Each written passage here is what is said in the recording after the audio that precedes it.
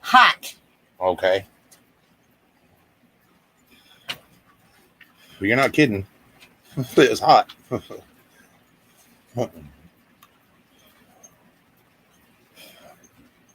What's up, Art?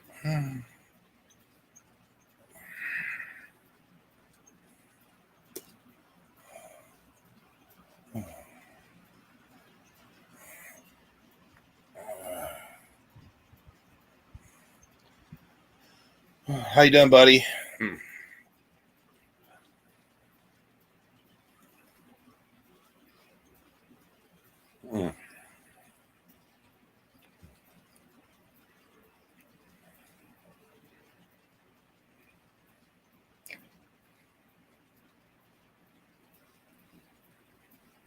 Mm-hmm.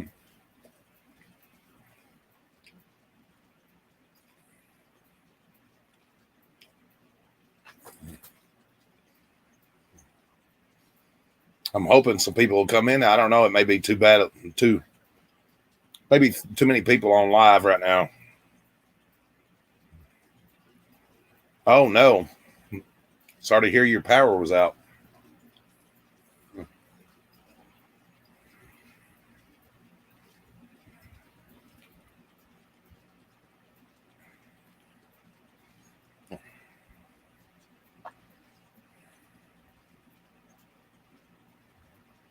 What's up, Ryan? How's it going, man?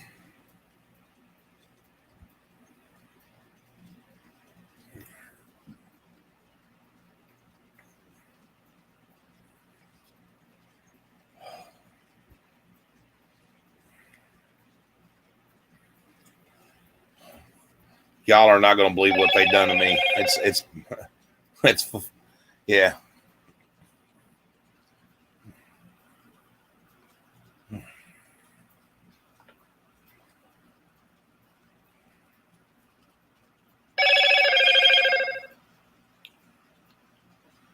Sorry about the notification thing there.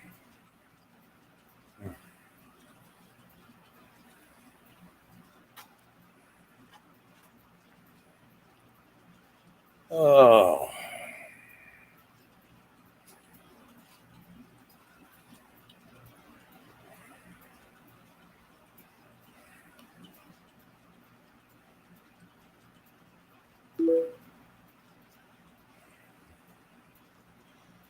Oh, Lord of mercy.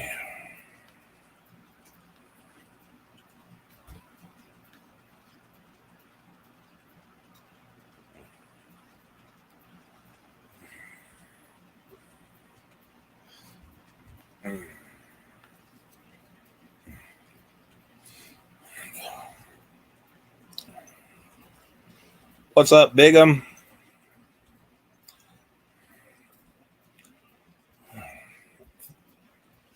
Thank you, sir. Appreciate it. What's up, KS?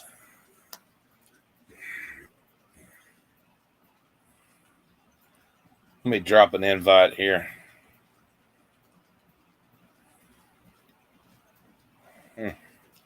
Hoping Andy will come in here. I don't know that he will.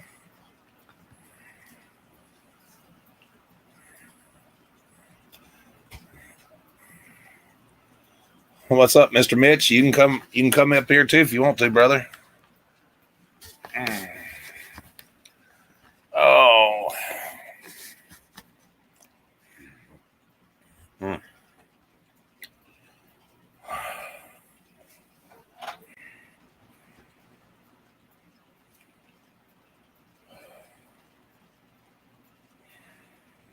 He might.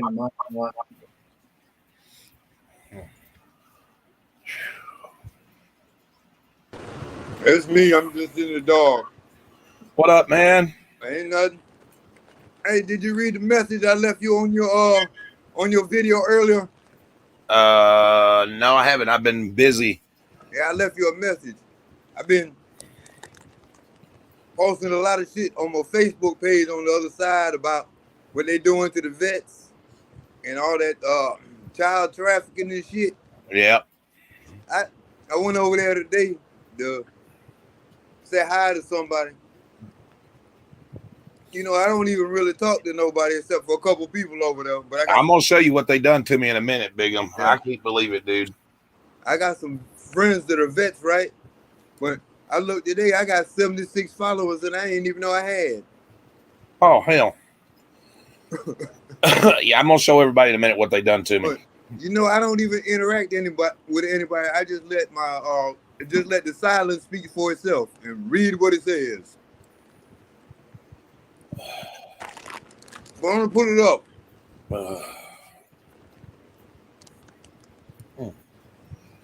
Oh Lord, man. Here, let me show you guys what they done to me. Can y'all see? They dyed your beard. They dyed your hair and your beard. No. You're not a nightmare anymore.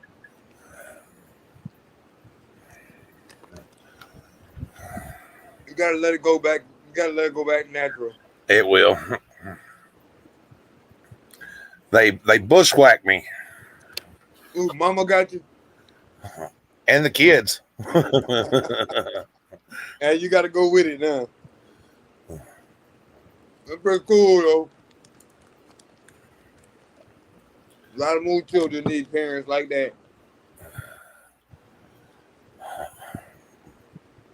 They have fun the rest of the day. Oh yeah. Oh yeah, it's been a blast. Yeah, I watched some of it. Your wife was having a field day. She saw them little. When I popped in, right before she got to them little squirrel statues. And she was loving the shit out of them little squirrel statues. Oh yeah. Yeah, I wished I'd have known that guy wanted $5 for all them signs down there. $5 a piece for them signs. I'd have went and bought all them jokers. They'd be hanging on my wall down there. That's why she didn't tell me. Mary, that's why she didn't tell me. She knew I'd go down there and buy every one of them. Yeah, I got a good question. Have you ever seen one of those Beanie Babies that's in the see-through case with the little gold coin? Uh-huh. I think he said it was like a 99 or somewhere back around there. But it's still in the case. It's got all the papers and everything. It's still got the tag on the outside of the bag. You know how much them are worth? A little bit. Probably 50, 60 bucks. More than what they paid for it.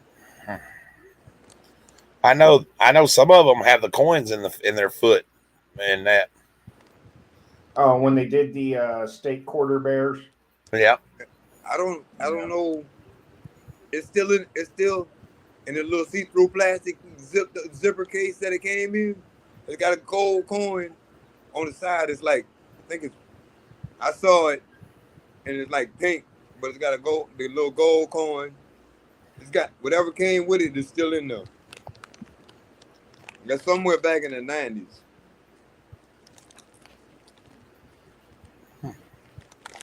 Well, some people came in here to see what they done to me, and then after I turned my camera on, they left. Yeah,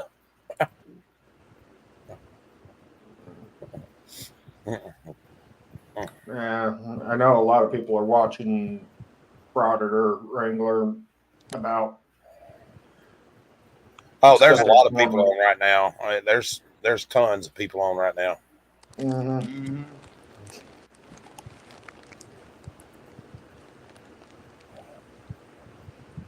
I mean, and then you got others that are probably spending time with family because of Labor Day. Well, yeah. Well, tomorrow's actually Labor Day. Yeah. I was just watching The Last Dragon. The with Last Dragon. with Bruce Lee and Sho'nuff. I was surfing looking for this news article and ran across it and said, "Watch for free with ads."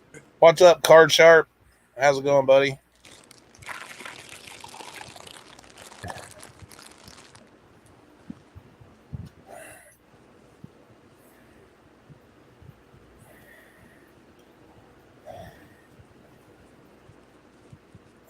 My hair's still wet from where I washed it. At night, man, watching you in them storage units got me to looking to see what the value of different, what the real value of different stuff was from a bunch of different places. Don't pay attention to just eBay and shit like that. Right. Yeah, I generally base it on you know, like we live in where we live, you know, eBay can be one thing, and you know, there's a lot of resellers, so sometimes you got to leave a little meat on the bone, you know. And most of everything I buy, or like in finding storage units, I sell to a lot of resellers. You know what I mean?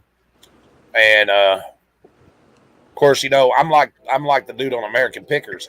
I know sometimes whoever I sell to is not going to be like the end of the rainbow. You know what I mean? Mm-hmm.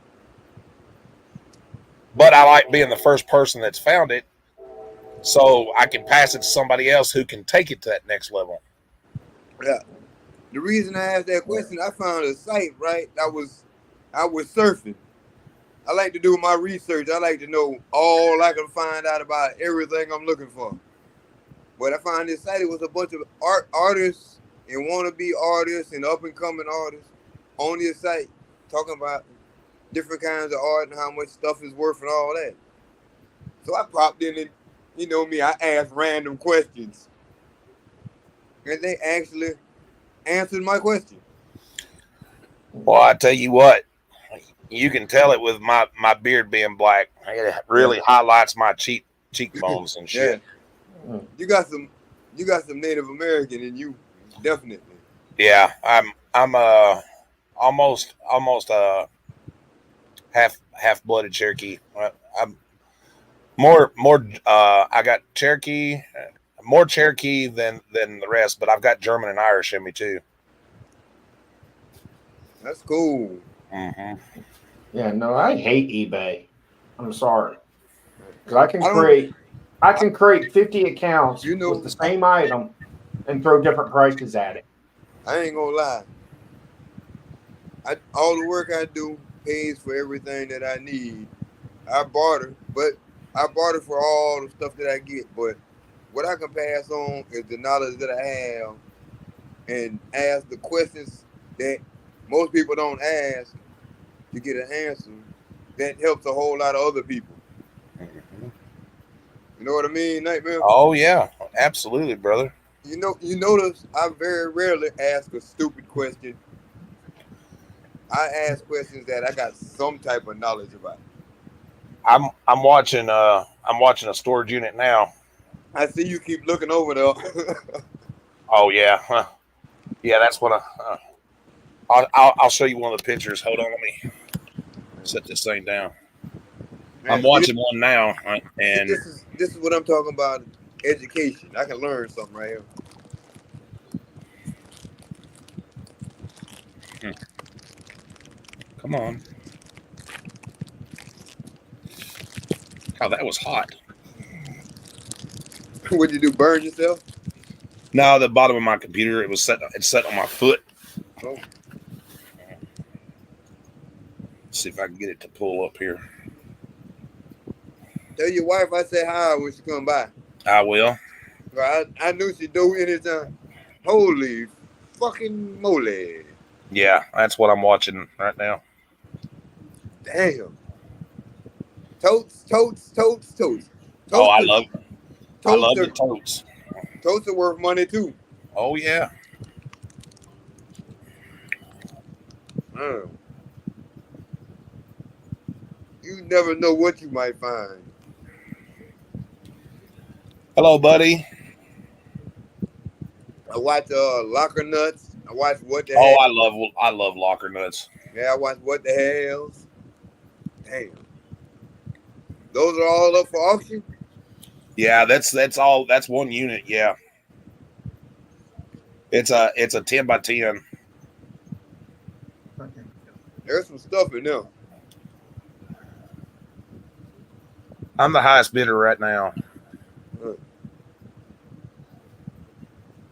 Mm-hmm. I hope we get it. Harley Hunter.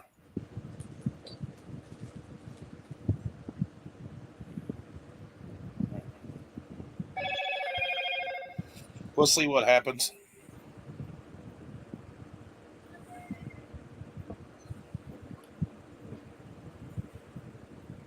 Yeah.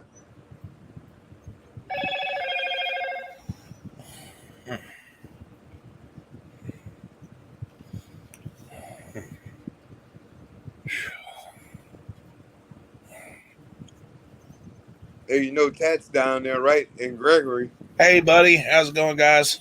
Hello, Gregory. Hello, Tats. How you doing, brother?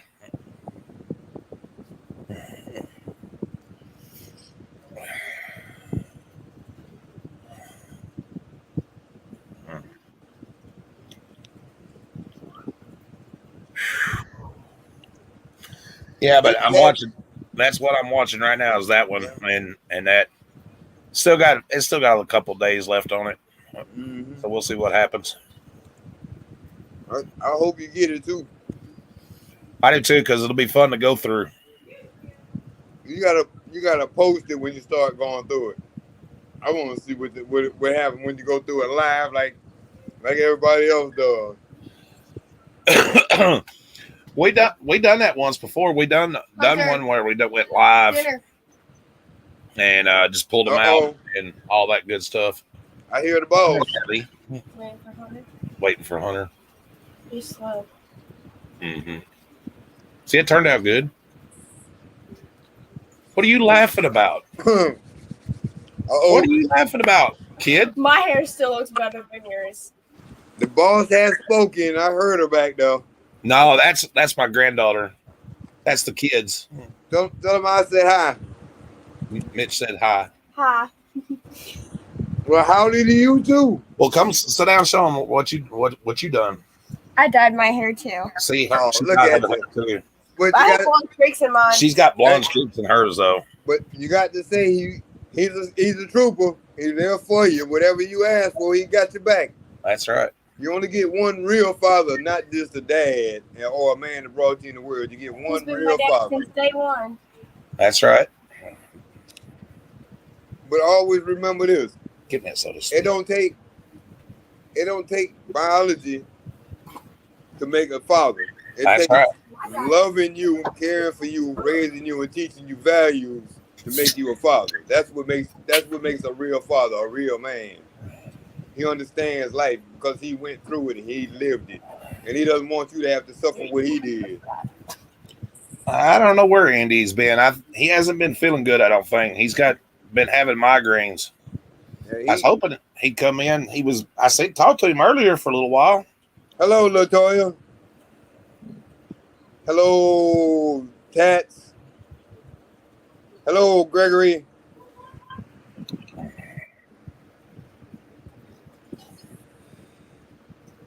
Yep. It's still hot right now. It's so damn humid. It was pretty warm here today. It made it into the 90s. Yeah. It was 89 here, but with the humidity, felt like it was 101, 102. Yeah. And, you know, I had to go in there and start raking in the chicken coop because the chickens are molting. And you know what it feels like inside. Or anybody sees me put pills in my mouth, that's what I'm taking right there. Yeah. I know you disagree with taking them. Mm-hmm.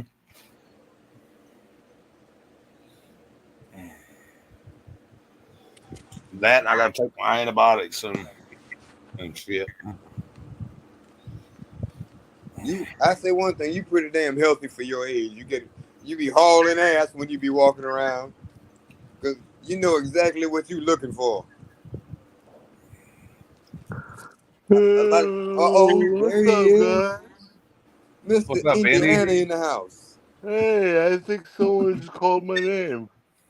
Yeah, we look at It's your plate. Nightmare. You talked him up. Nightmare has said, I wonder how Nightmare said, I wonder how Indiana's feeling. And there you go. I'm loving this. That shows you God working. He How definitely. you doing, Mitch? I'm doing wonderful. I've been having a blast. That's good.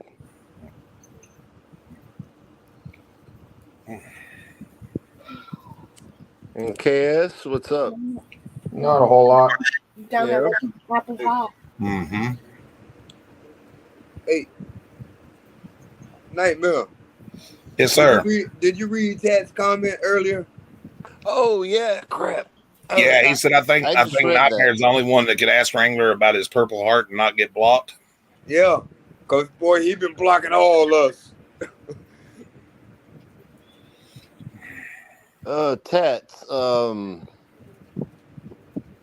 was gonna let you But know Nightmare, Nightmare, I can say, I don't say this lightly. I mean this from my heart. I agree with 100% with Tats. I think you're the only person in all the chats I know could ask dude that question and him not block you. I don't know if he blocked me or not. It's possible. But anyways, Tats, he respects you more than he respects anybody else. yeah, and he's willing to host and have both of you guys. I don't think it's a question he's going to answer live. Why? Just He already did. my thought and opinion. I don't think it's a question he's going to answer live. He won't answer the reason why, but he already answered the fact that he doesn't have one. Well, yeah, I know. I heard him say that he didn't have one. Now, why? I don't know. I don't know how he was injured or whatever, See, this is the thing. Now, I speak from experience. I'm not talking about something somebody told me. I got stabbed in the back right next to my spine with one of them Hookbill sugarcane knives. Yeah. It hurt me to walk for 2 days. I had to sleep on my stomach. As much as it pained me to even move, I had to crawl to the bathroom. It hurt so bad. Hey, Brandon. It didn't even hit the spine or a rib, but it was that close. It hit the muscles right there. If he got shot, he wouldn't be walking around. He telling a goddamn lie. He'd be fucked up. What's up, buddy? I couldn't imagine what it feels like to be shot. You know what I'm saying? Yeah. I see the mashed potatoes. No, it takes a lot to get it awarded. I looked up on the requirements. Requirements of getting what? Getting a Purple Heart. What's it say? It has to go through a whole entire command chain for it to even be awarded. I saw something, I think it was called CFR 338 or 38, something like that. You ever heard of that? I think Tat's right, though. I think that if you get shot, you get a Purple Heart. Period. It's like steps for processing award of the Purple Heart. It's like Step one, soldier. Hey, hold on, KS read steps for the Purple Heart. I know, but just hold on 1 second. I think it's a something else. I think it's like what we were talking about earlier, KS. It's the Medal of Honor. That's the Congressional Medal of Honor. I know that. Yeah, that's awarded. That one. Yeah, goes through a whole lot of channels. Yeah. From this side, it says steps for processing award of Purple Heart. Step 1, a soldier that was wounded or killed as a result of an action outlined in para 2 through 8B. Step 2, recommender completes top section of DA form 4187, places the address of the authority in the TO box and places the address. There's like a bunch of forms that have to be done, and then it goes to COs, then another commander, then the approval authority, then to the unit to be awarded. I stumbled up on something today. It was just a little snippet, but they said something about vets. If don't really know about CFR 338 or 38 for getting your full 100% vet benefits if you were wounded. Tats, I'm not Purple Hearts and everything. Tats, I'm not doubting you, brother. I just don't know. I'm not doubting what you're saying at all. Now, we ain't doubting you at all, Tats. We getting all our ducks in a row. We gonna be lined up. Matter of fact, I've asked my uncle if because he was blown off the road at Baghdad, and I don't even know if he has one. Yeah. I'm sure he will. Yeah.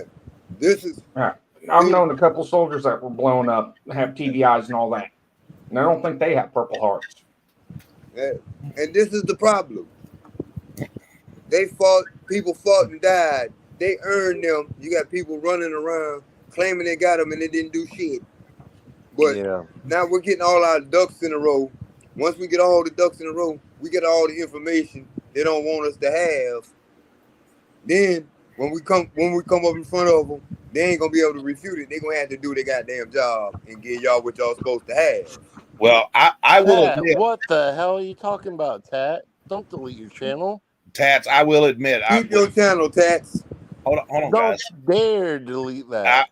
I will admit that my military knowledge is very slim. So is mine, but I just go by what I hear from the actual veterans that have been there and been wounded in action and everything. I go over to the channel. Will you join for a second and just come on up on the panel, Tats? Yeah, explain. I'm gonna go back down. You come up top, Tats.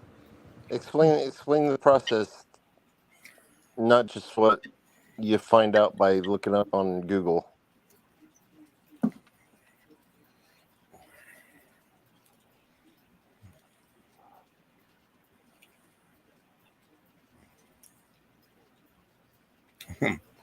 I'm eating chicken strips, Mr. Brandon.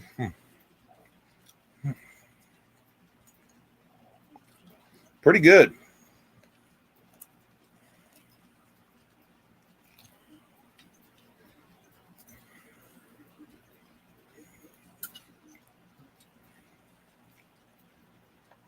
They didn't block Dustin or Wrangler hasn't yet, right? What? He hasn't blocked you yet, right? No, because to me, there's so much information that's missing, and there's so much information you cannot FOIA. You can't get his service records. You can't get his DD-214. Nobody can until 62 years after his service. The only person that can get it is his wife. My blood pressure is doing better, buddy. Thank you for asking. I'm glad you said that. I got to take my medicine. Thank you, sir. I'm glad you said that. She's doing good.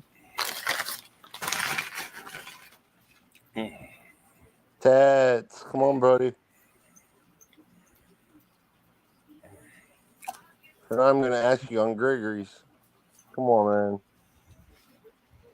man. Excuse me. I mean, all that information I read is straight from the Army's AR-600 and from the Army's website. Harley.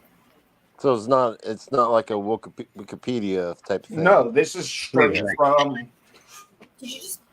No, never mind. I see it. Here, I'll give you the website. We should have died. hrc.army.mil. It's what? hrc.army.mil. That was for that's my antibiotic that I'm on for my foot. That doesn't sound like the Army's. It's one of the Army's websites. Yeah, it doesn't sound like a legitimate one. It is because if you click on it, it says you're entering a government website. No, not always. A lot of the military sites go .mil too for the government. Because if you type that in and click on it, it'll pull a banner up saying you're entering a United States government site. Do you agree to our terms and conditions of being tracked? Blah, blah, blah, blah, blah. Oh, crap.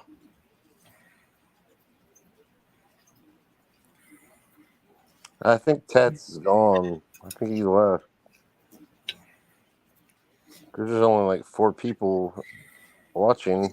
Well, I'm not So, doubting what he's saying. I just yeah, don't know. and you can have more than 4 people on here. So, Mitch. Yeah, I can have up to 6. Get back up here, buddy. Yeah, I can have up to 6 people because I don't have the paid version.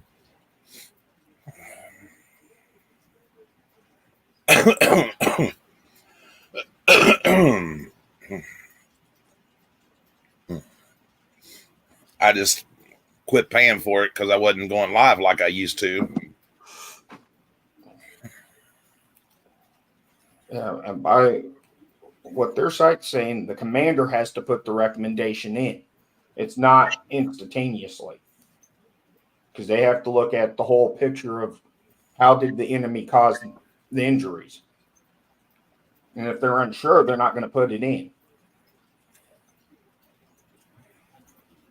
I mean, he could be coming back. I don't know. Some people just stay for the whole time, so they'll come in, they'll go to someone else's live. No, if anybody goes against Tats on not going against Wrangler about the Purple Heart, he gets all butt hurt and takes off. Hey, Andy. Yeah. Did you notice I dyed my hair and shit? No, I did not. Look. Hold on 1 second. I was posting your links.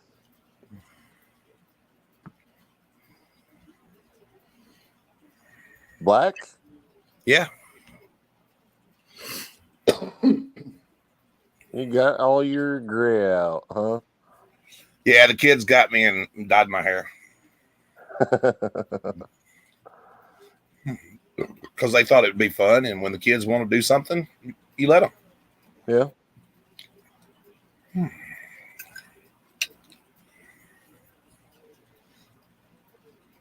I figured, why not, right?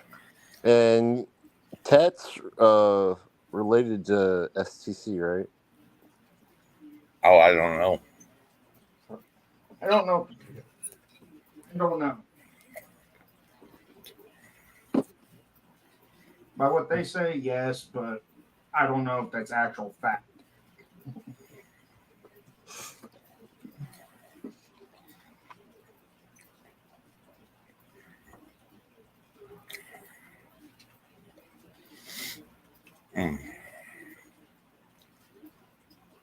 Hold on 1 second.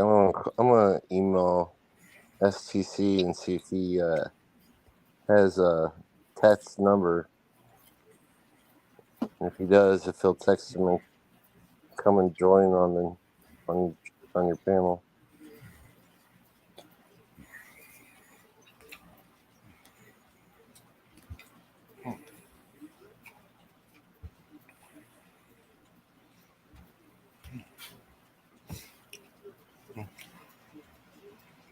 What? Did you like my beard? Yes. Mm-mm. To be honest, black fits you. He really does. Makes you look like some sort of famous actor or something.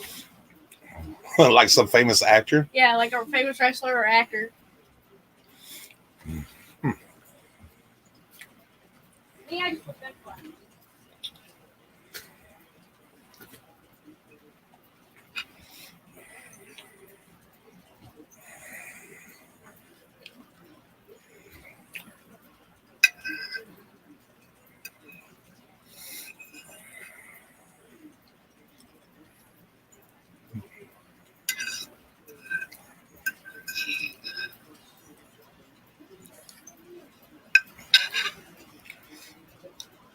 Alright, let's find out if I'll get something back. I don't know or not, but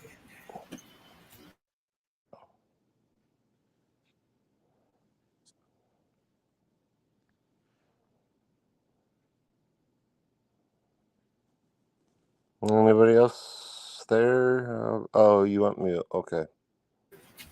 Take that downstairs, please. You didn't eat the chicken strips? I eat a bunch, and that Like was you what want Courtney brought me at completely mute. first. I was like, okay, where's Dustin? I'm here. Oh, you I'm still here. Sorry, I just didn't want to yell and hurt everybody's eardrums.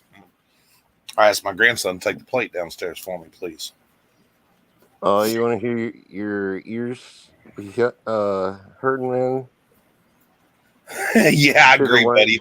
Like a You should have famous went actor. to see the drag racing that I saw. Oh shit, that shit was loud. I can't stand to be around like loud NASCARs and stuff. That puts me in panic attacks. Yeah, you had to have like earplugs, and you had to have those things Because of the vibrations and shit. Oh yeah. Oh shit, man! If you watch one of my shorts, you can kind of tell when you can see the tire like spinning, and it's like vibrating my phone. Felt like an earthquake. And I don't watch NASCAR like I used to because after Dale Earnhardt died and shit. Yeah.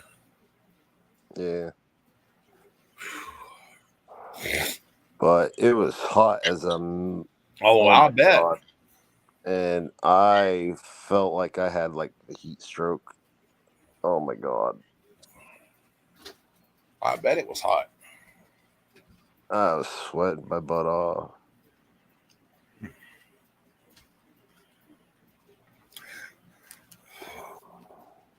Yeah, I agree. Famous actor is definitely pushing it. I don't think I look like no famous actor.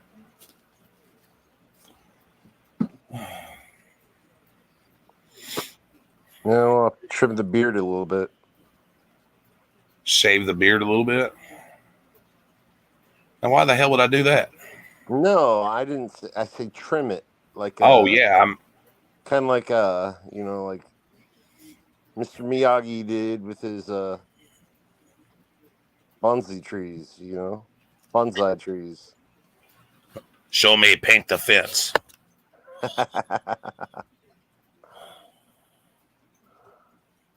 Show me trim it right the right way, and then.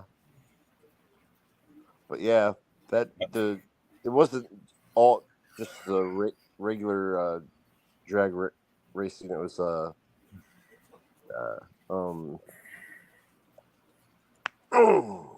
NHRA and all sorts of NHRA. Yeah, it was the Nationals. The Nationals, nice. Yeah.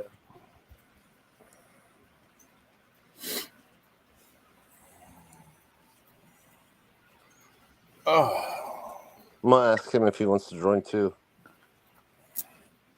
There we go. Let me put this on. There. That way the fan will quit blowing my hair in my face.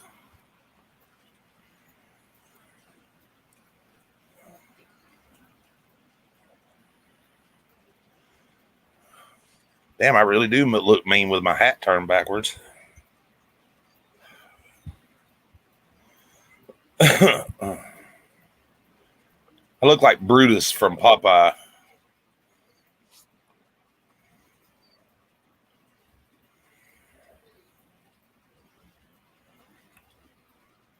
Be like Fat Albert. Hey, hey, hey. I asked STC if he'll join anyways. I don't know if he will, because of what we talked about earlier, but I told him that I want to talk shit about Wrangler. So, we'll see. Hopefully.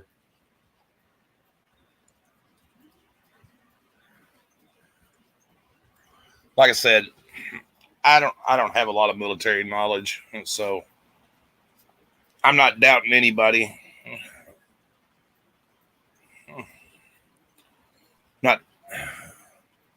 So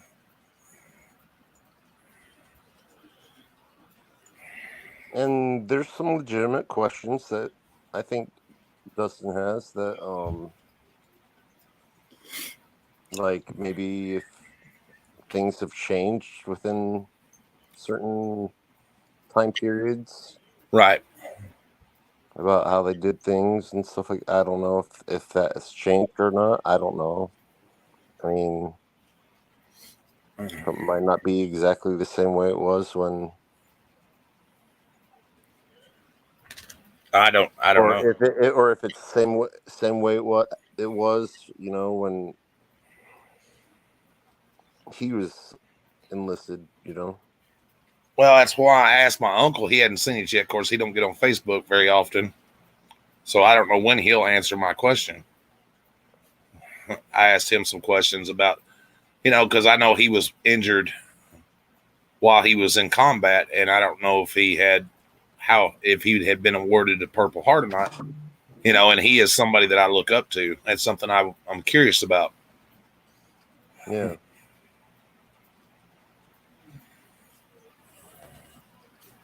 Well, the thing is, you should ask him, and you just don't worry about asking him. He might be the type of guy that doesn't want to talk about his Well, military he services and stuff like has that. he But has you could also, PTSD really bad, so I don't know. He don't like to talk about a lot of his military service. yeah, I'm just saying you could say in a certain way, like saying, well, I know, be like, well, I know you were injured in action, and I wanted to see if you got a Purple Heart, because if you didn't, I wanted to try to see if I can get you awarded that by doing paperwork or filing out letters and stuff like that to Congress, or I don't know who the hell he asks, but Yeah. I'll find out. And it's something.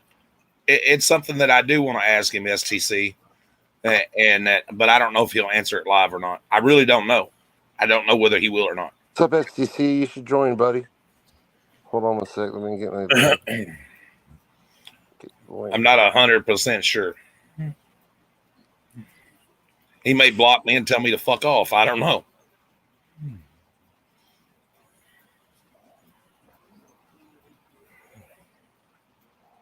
You know, it was funny too. He was just alive, wasn't he? He's still alive. Isn't he? And wasn't he talking? Hold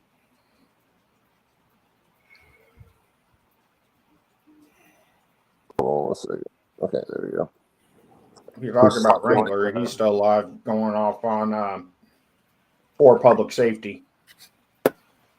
Yeah, he was talking. He was talking about like. Oh, that's the one that got stuck in the elevator, right? For public safety. I think so. Yeah. What? What are you talking about? For public safety. He got stuck in an elevator. No shit. He's in Indiana, right? For public safety, I think.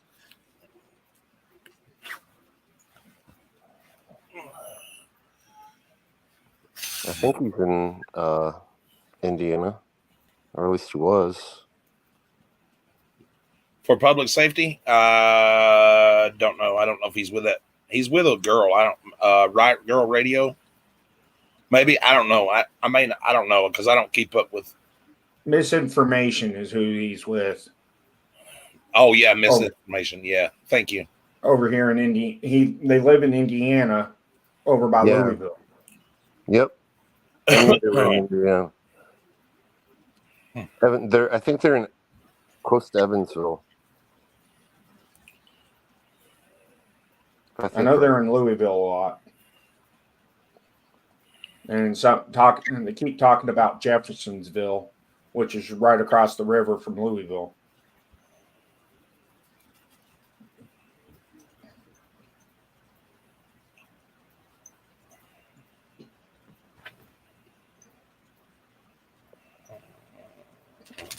What the hell is Wrangler even talking about? Who's Dumb waiter. That's for public safety. Yeah, that's what he calls him because he got stuck in the elevator. And then he calls the cops and tells them to get him out of the damn elevator or he's going to have him charged with kidnapping. I would too.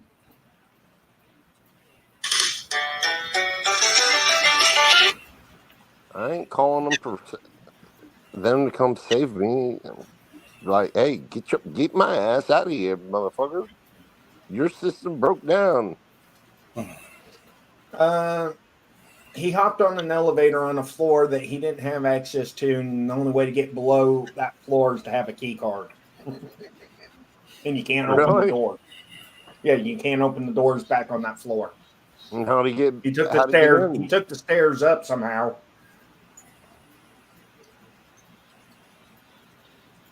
Or rode it up with other people and then got off on that floor and then. Well, he must have had some, access to get in it. But so it was still their system that broke down. How does he stay? Again, I am not a lawyer. I do not claim to be. And I'm definitely not an 18-year paralegal. What are you watching? I joined his live on my phone. Oh. I'm sorry. Was that what we're calling? You know that about me, Nightmare. I don't like watching them. I never do. So. Okay. So it's an animal one. I don't think we should put this up. It's not really relevant thing on here. Additional animals listed in order to follow it. Order the following additional relief necessary to provide for my safety and welfare, and the safety and welfare of my family or household. No involvement with me, my business, or Tiff on any social media platform. They reading the EPO crap. Okay, that's strange. Which I'm wondering if he filed that over here in Kentucky or if he filed that in Indiana. I'd still be happy if, Tat came back on here and explained that Purple Heart This guy 4 years ago. I've never a met little him. bit more. That's who. Exactly. That's With you being able to ask him a couple questions, Cass. Yeah. putting your business out on the internet. That's the My downside. friend will answer about her ex-husband. Tat's deleting his channel now because Grounds for a freaking restraining order. people are too scared to ask. What? He didn't kiss your ass on the internet? All right. I'm not going to ask somebody about a Purple Heart without knowing all the information. Why? And here's the thing: is That's the thing. Why? Because I'd want the Well, that's what I'm service saying. records. don't Yes, know what It doesn't hurt I'd to want ask all that him. information still don't know when the date because before I ask, made these I rules. want Well, all that information. So if he's lying, I can call him out on it. His business is Well, he used this information, which I'm very, very loose term. I don't know why I'm doing this because you can't even see me, but I'm just It doesn't like say moving my fingers. what does he do? He used that information to get people to feel bad about him, Well, I was expecting you to come in hot. Problem is, I'd want to see DD-214s, all the award commendations, service records, all that. Nah, just get him on the panel. Be like, prove it.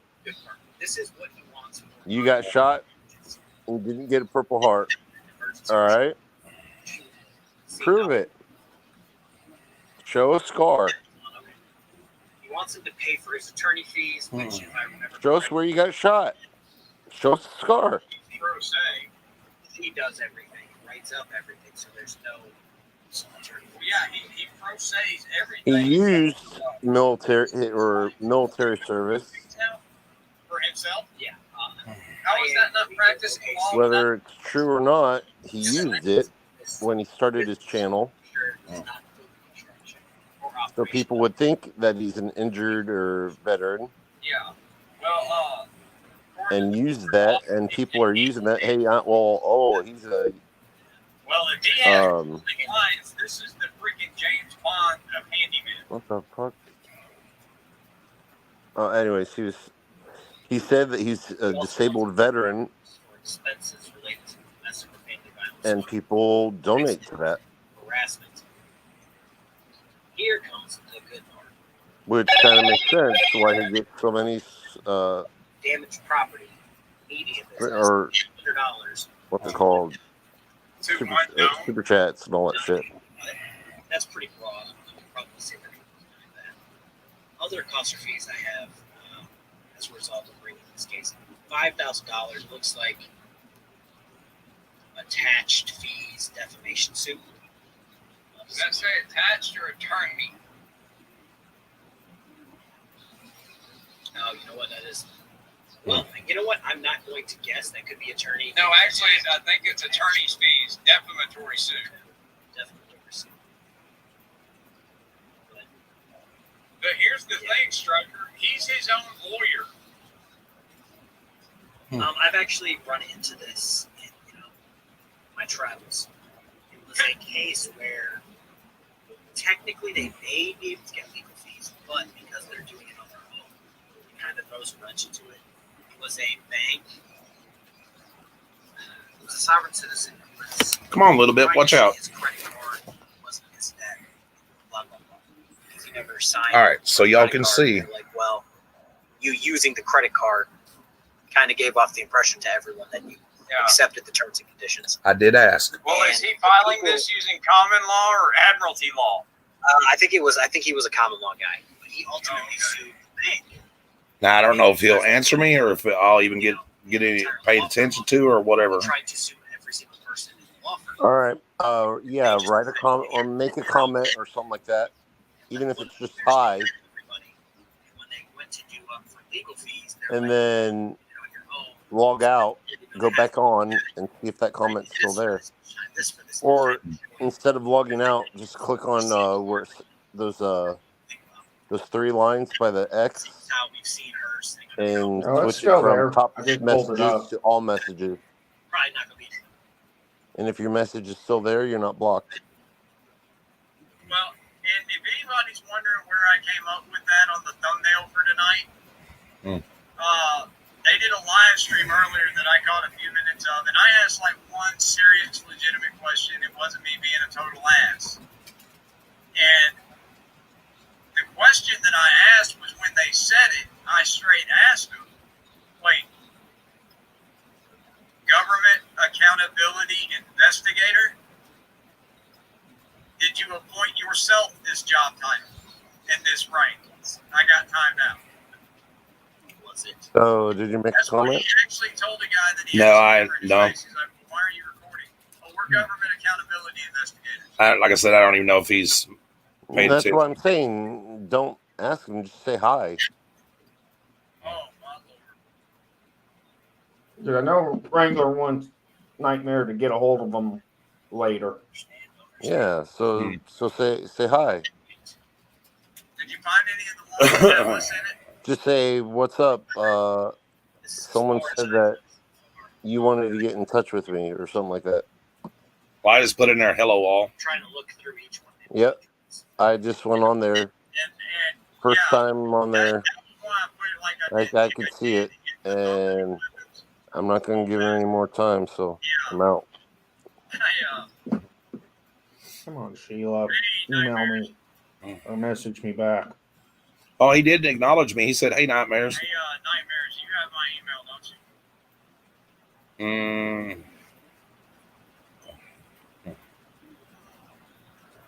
you? I'm gonna ruin Do you or do you not? What now? Takes me a minute to answer on my phone. Oh, I was just wondering. Normally I use text to speech. Oh yeah. I think that's what Gregory does too, and that's why spelling is always bad. I went and tried to email you earlier, and couldn't find you just in my email Rolodex. For those of you who don't know what a Rolodex is, you are much younger than I am. But yeah, if you wouldn't mind, just hit me up so it's back in my email. That nightmare is not you. Okay, that's useless. Oh.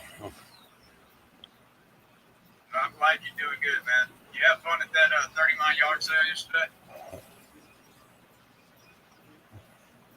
And he's talking to Love you now, Republicans isn't he? allow me to answer that. Stupid happened. Oh. And that's where I'll leave that. Damn wavy, not just saying hi, but I have my lights off. Guys, So.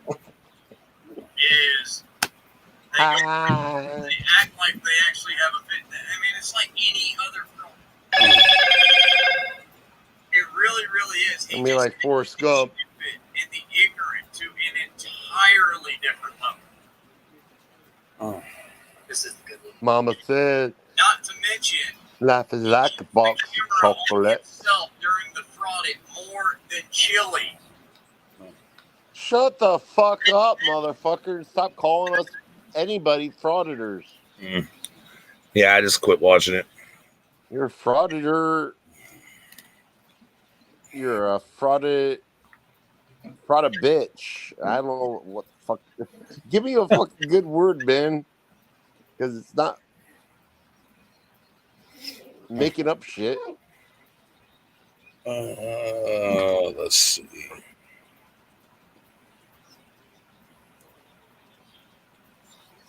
You're a fucking fraud and liar. What the fuck is that, dude? What the hell? What the fuck? I am Stitch.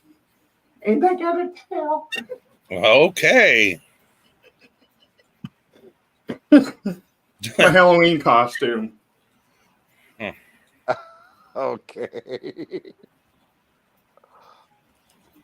Wow.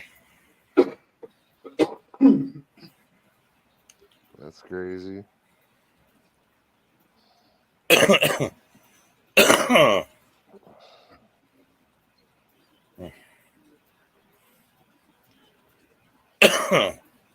Wow.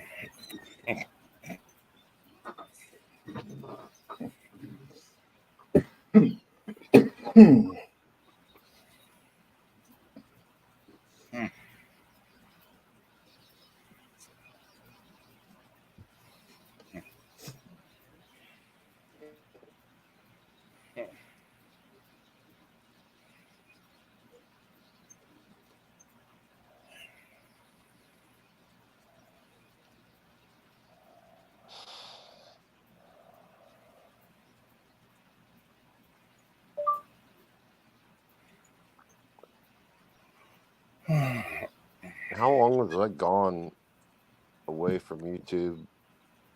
Do what? How long was I gone or away from YouTube? I don't know. You've been gone from YouTube for a while. Not that long. Well, it's been a while. Seems like it. Probably because we do it every day. It's like, I don't know. Maybe it seems like that, but Okay. My friend Sheila's husband and her mom's boyfriend. Her mom's boyfriend's been blown up 3 times, has 3 different TBIs. Never received a Purple Heart. Her husband's been shot and blown up with TBI. Her ex-husband never received a Purple Heart. So it is possible to be shot and wounded in combat and not receive a Purple Heart. Well, I sent him an email, Tats. I don't know what he wants, but we'll see. is Tats back? Yeah. Tats, will you please join?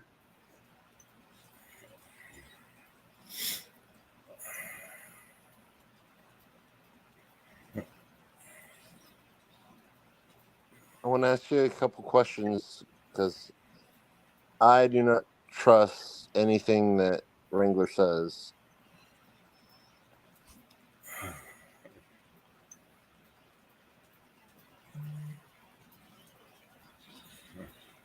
Will you drop the link? Yeah, you can drop it if you want to. I don't mind. I don't have it Oh, anymore. there he is. Oh, okay. He's got it, I think.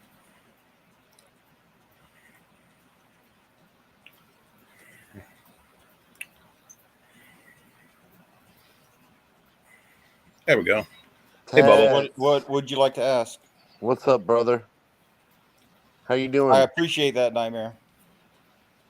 You're very well, dude. Let me tell you something. I was watching your little intro where that little fucking thing where you pull his string in the back and he starts talking. Freaking awesome! It is awesome. That's what how the fuck do you do that? It took me a long time to get that right,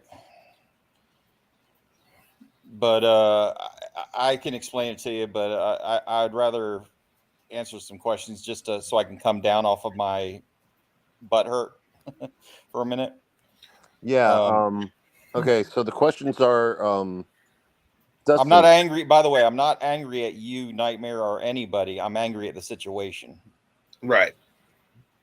And like I said, my knowledge of military is very, very limited. So is mine. And most of what I do know is what I've seen in movies and what I've heard from my uncle. Right. Can I explain something to you guys? Okay. Yes, sir. So before I came into the 1A community, okay, I was heavily involved in the Stolen Valor community. Okay. And I worked with Don Shipley on 3 separate occasions. Don Shipley, the premier person on Stolen Valor. And I was one of those folks who actually did some work for Don Shipley to expose phony Navy SEALs twice, verified one Navy SEAL that was an actual Navy SEAL, and busted an entire fake veteran charity. And that made the news. Okay. So I know what I'm talking about. If anybody knows about Stolen Valor, I do. Okay. I did that for about 5 years. Okay. But the other point is, here, I'll bring it up for you because that's the question you guys have. So I'll bring it up for you. What is the standard to getting a Purple Heart? Okay. And I'll read that verbatim from the actual military. Let's see. Purple Heart. Let's see. Where am I at here? Dustin, what were you talking? What were you reading? What's that?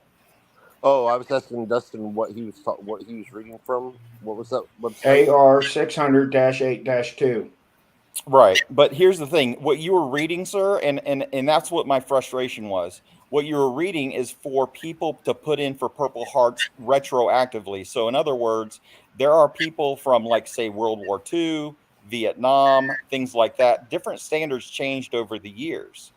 And what happened is some people, because of either their race or some other things that happened, or some records that burned up in the St. Louis fire, things like that happened, and people were overlooked for their Purple Hearts. But it is not one of those medals that you have to put in for, like the Medal of Honor, the Silver Star, the Bronze Star, the Navy Cross, any of those. Those are separate things. The Purple Heart is an automatic award for those people who are shot in or wounded in action. And let me bring that up. I'm sitting here trying to bring it up and talk at the same time, but I have a hard time multitasking sometimes. No, okay. Okay, so it's just that a second. I watched your videos. Well, I laid it out perfectly in those. And I was like, "Holy shit!" Yeah. Okay. I was like, "Holy shit!" Right. And that's that was my frustration. And when I was talking on the phone with KS4 40 or 40 AFT right above me earlier today, and he was asking me questions. And I just didn't have the answers because, like Nightmares, I don't. I completely get that. I don't I understand. have the knowledge. I completely understand.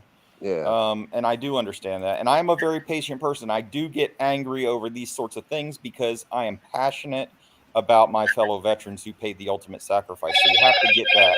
You have to understand Amen. that. And Yes. that's where Absolutely, I I come from on understand that. that. Yeah, you have completely. to understand that. And that's why I get so triggered so quick. I mean, that's all. When I Real, go to real quick, when guys. when I go to my line club meetings and all that stuff, that's Real all I quick, ever hear. guys. I That's want to all show I you ever hear something. them talk about it. You know. Real quick, guys. I want to show you why something. is this not coming up? And that this the guy with the beret on his head, as you can see, that is my uncle, Right. and I am very proud of this man. I don't know if he has any other pictures in that. Okay, so here's your standards. You ready? Here you go. The standard for receiving the Purple Heart is any action against an enemy of the United States. That's the qualification. So you're involved in any action against the United States, any actions with an opposing armed forces from a foreign country which the armed forces of the United States have been engaged. Okay, while serving, this is from the military standard right here. While serving with friendly forces engaged in armed conflict against opposing armed force, which in the United States is not a belligerent party. So, in other words, you're being attacked by somebody, just basically ambushed, right? As a result of any such enemy action or opposing armed forces, as a result of any hostile foreign force, while being taken captive or being held as prisoner of war. So these are injuries sustained while doing these things, right? As a result of intentional terrorist attack, as a result of a foreign terrorist on domestic soil, by friendly fire when directly engaged in armed conflict. So in other words, if I'm engaging the enemy and let's just say an artillery round goes splashes in right next to me and I get hit, and shrapnel hits me, then I still get the Purple Heart. So there you go. All right, so not every injury, now here's a good point, and this is true. Not every injury sustained qualifies for a Purple Heart. Okay? In general, the injury must be both fairly serious and sustained as a direct result of enemy action or friendly fire during enemy action or all those things that I just named, right? Yeah, so you can't just go and So but stub your toe hear me out. or anything. Right. They Yeah. just can't be minor like a boo-boo. You know what I mean? Yeah. So here's the enemies that now think about what Wrangler said while I read these off to you. So what he said is he claimed he got shot 2 times, right? And then he also has shrapnel in his body near his spine, and he also has a slug in his shoulder. So you guys clear on that, right? Yeah. What right. happened to Here are the slug? Well, they say that he couldn't get it out, but that's bullshit because in the shoulder, it is not a sensitive area unless it's like if I mean the only way I can see that happening is if it was like lodged in the artery and they didn't want to pull it out, and that wouldn't even be a thing either. They would still take it out. That stuff I do. That stuff I understand. I mean, And the right, shrapnel to the spine and is I am a finished. I have trained a medical bachelor's in biology, right? associates in chemistry, and I was pre-med, so Right. I know. So that doesn't smell. It's more. It's near the spine is where they're mostly concerned, stuff like that, or the lungs, things right like there. that. But So if it's in the shoulder, they injuries, basically have to take it out. Here are your injuries that cause. These are automatic. Now you have to understand these are automatic reasons why you would get the Purple Heart. There is no ifs, ands, or buts on this. This is the actual military standard. An injury caused by an enemy bullet, shrapnel, or other projectile created by enemy action. Just reading that is the standard right there, and that is what Fraudit Wrangler is claiming. That is the first line of the Purple Heart qualification standard right there. Injury caused by enemy bullet, bingo, check that box. Shrapnel or other projectile created by enemy action, check that box, done. Okay, but then you have injury caused by enemy placed mine or trap. Okay, so everybody understands that, mines or whatever. Injury caused by enemy released chemical, biological, or nuclear agent. That's pretty cut and dry. Injury Yeah. caused by a vehicle or aircraft or accident resulting from enemy fire. So you're in a vehicle, you get into an accident because your vehicle got disabled and you crash into a tree or something. You get a Purple Heart for that. Concussions, injuries caused as a result of an enemy-generated explosive, so an IED. Okay. Mild traumatic brain injury or concussion severe enough, here's the standard, to not be eligible for or fit for service for greater than 48 hours. That is the only standard for concussive incidents that require that qualify for a Purple Heart. So if you get knocked unconscious and you're not fit for duty for 48 hours, you get a Purple Heart. Are you Okay? shitting me? I am not shitting you. Okay, I shit you not, sir. Okay, so does any of this Okay. that I just Taz, read match what Fraud Wrangler said? Let me, from what you've done for our country, let me call you sir. Don't call me sir. Well, I But just have do that. traumatic brain injury. Right. 2 different brain injuries. Just the fact that, I wasn't in this. That's why I wasn't able to join the army. Right, I get that. Yep. Yeah. So, shit, mine put me in fucking comas. If you would have been in the military and you would have received that injury in the military, you would have had a Purple Heart. Now, after I graduated from high school, I went and took the ASVAB test to get into the military, and I passed. But because I had a felony and that the military would not accept me, I was going to go into the Navy. Okay, now listen. Now I got to finish one more thing, guys, because I'm trying to clear this up for you guys to give you the best information I have. Okay. Yes, sir. And I want to give you this because these are the injuries that are excluded from getting a Purple Heart, because the military standard. See, one thing you have to understand about the military, and most people do understand this, but the military is a very rigid thing. When they write a standard, such as what I'm reading right now, that is the standard. There is no like, oh, but If, this, then, and or but. oh, but that. It's not Yeah. that. It is black and white. You get shot. It's a severe injury enough to get, as Wrangler said, 9 surgeries. That is a Purple Heart. No ifs, ands, or buts. Full stop. That is I'm like sorry. saying the sky I'm is blue. I'm gonna call Wrangler bullshit. Absolutely. So I hope that I'm proving my case right now. No, I'm saying I've had 8 brain surgeries. I've had 8 surgeries. Right. So And here's I've gone through all that bullshit. So here's please- what please tell me excludes that you. you're not. Okay. Frostbite, excluding severe frostbite that requires hospitalization. Okay. So in other words, if you were in the Battle of the Bulge and it was severe frostbite during that time, yes, you would get it. Trench foot, you don't get a Purple Heart for trench foot or immersion foot. The water, when you have your boots on too long and they've been soaked all day and soaked for weeks, you get trench foot, and that can cause infection and a whole myriad of problems. Heat stroke, you will not get a Purple Heart for heat stroke. You will not get a Purple Heart for food poisoning caused by enemy agents. So in other words, if you're a prisoner of war and they poison your food, you will not get a Purple Heart for that, which I find that to be bullshit. Chemical, biological, or nuclear agents not released by the enemy. So in other words, if there just happens to be a nuclear facility nearby that just happens to be leaking nuclear or biological agents, you're not going to get a Purple Heart because that wasn't a direct aggressive move by the enemy. You see what I'm saying? If the enemy put it out there, that's pretty damn aggressive. Right. If they did that, that's true. If they blew it up themselves and it caused that, then that would indicate a Purple Heart because the enemy did that. Yeah. Battle fatigue. So PTSD does not get a Purple Heart. A disease not directly caused by enemy agents. So, you just get like malaria, you don't get a Purple Heart. Accidents to include explosive aircraft, fire, or vehicular or other accidental wounding I'll not be right back, related guys.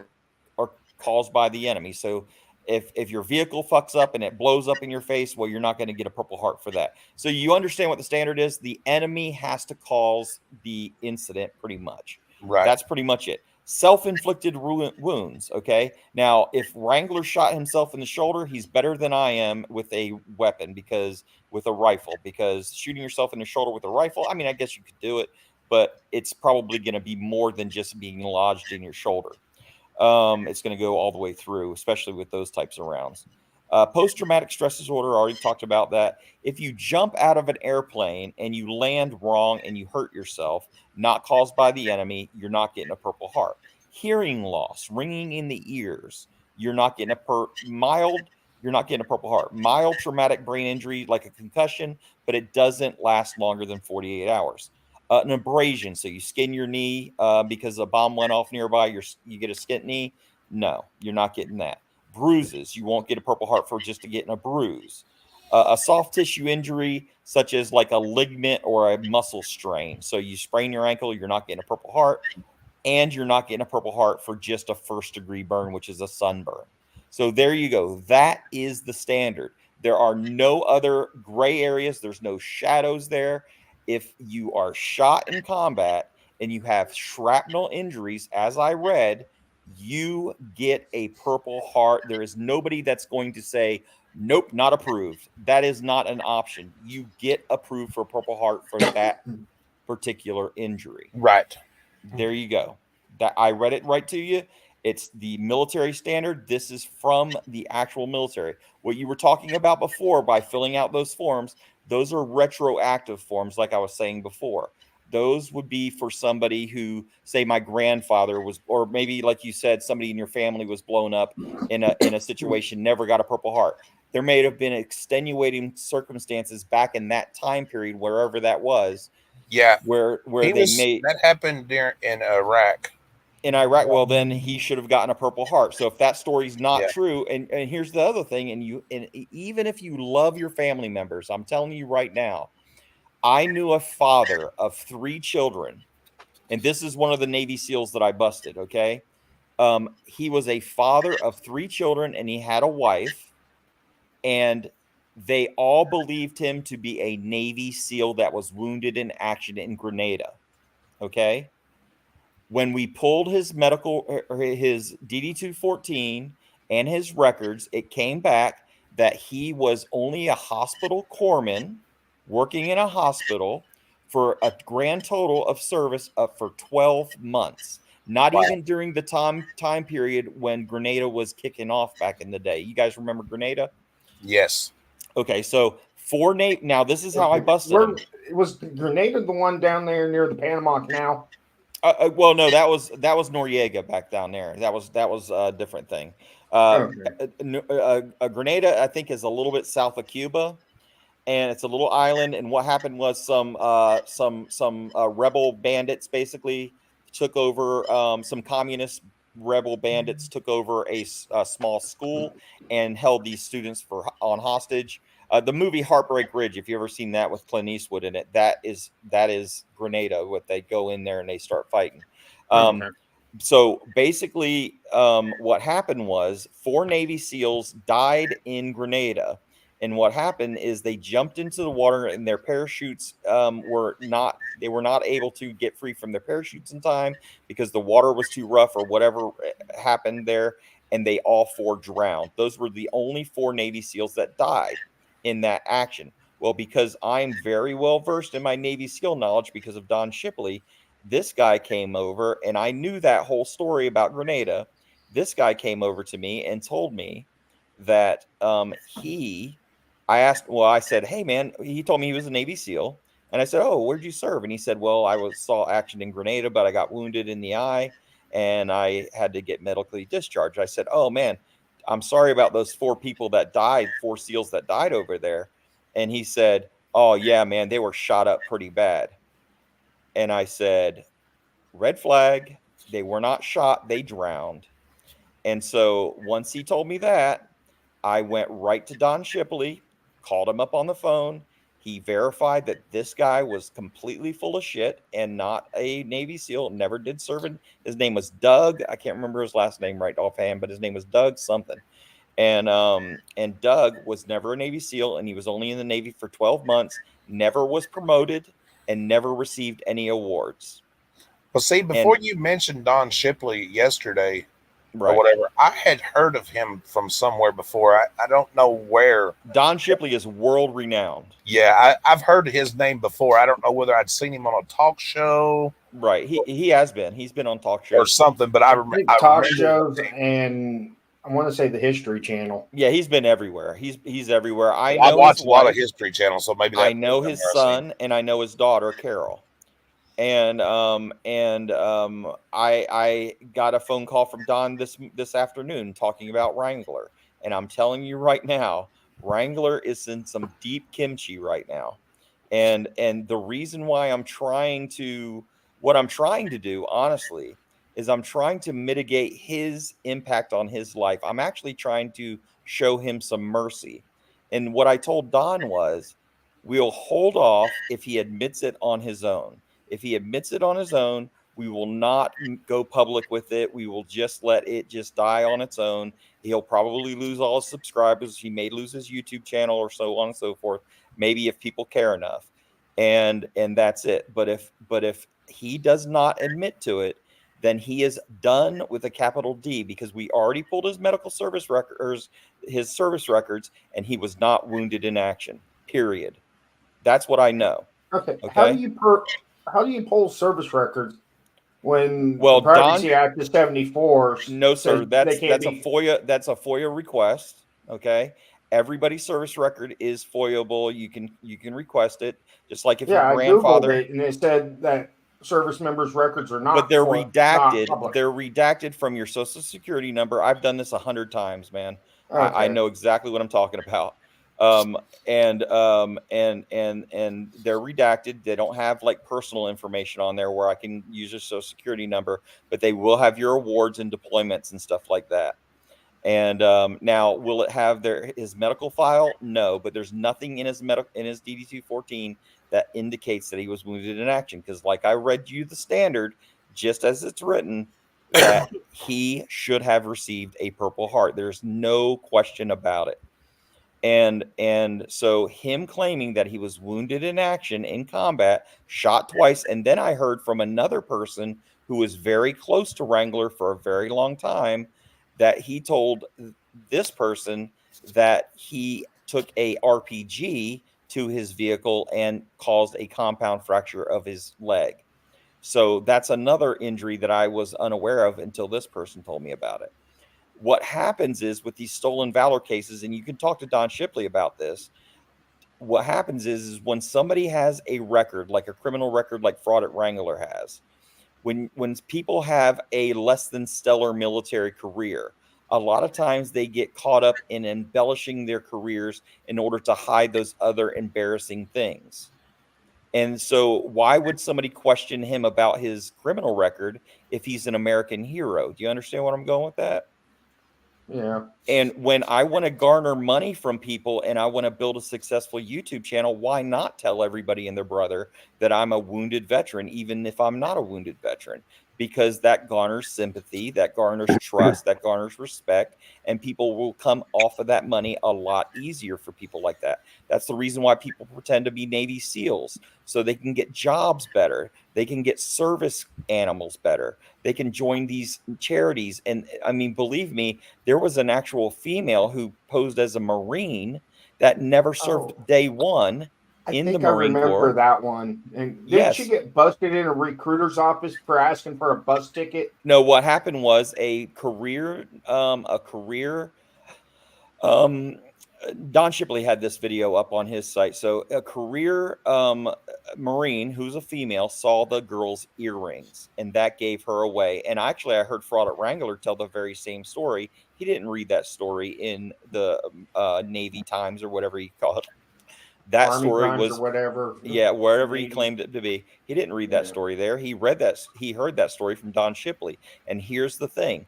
A lot of phonies know who Don Shipley is because they're trying to avoid him like the plague. And they're trying to learn from Don Shipley. When Don Shipley gives information, they apply it to their own stories. They do it all the time. And Don Shipley is well aware of that. And the more that he fails at something, he learns again and he recycles the information that he uses for the next thing. So here's the bottom line. He was never wounded in combat. If he was wounded in combat to the extent that he claims, he would have received a Purple Heart. We already know that he did not receive a Purple Heart because he said that he never received a Yeah, I Purple mean, it's Heart. starting to make more sense. Yeah, But, I'm the way hoping- he says the way he says he has the shrapnel near the spine, Right. that should be more than 40% disability rating. That should be Absolutely. And I 60 was to just about to 100. go there. That is absolutely true. And I'm going to tell you, in my video, I said it was my friend, but there's somebody in my family that tore their rotator cuff in their shoulder and received 20% disability from the VA because of that. Okay. So what Wrangler's telling everybody is that person in my family who tore the and I'm going to tell you, this is a very, very close family member of mine, tore their rotator cuff in the military and was discharged out of the military because they could not repair it properly.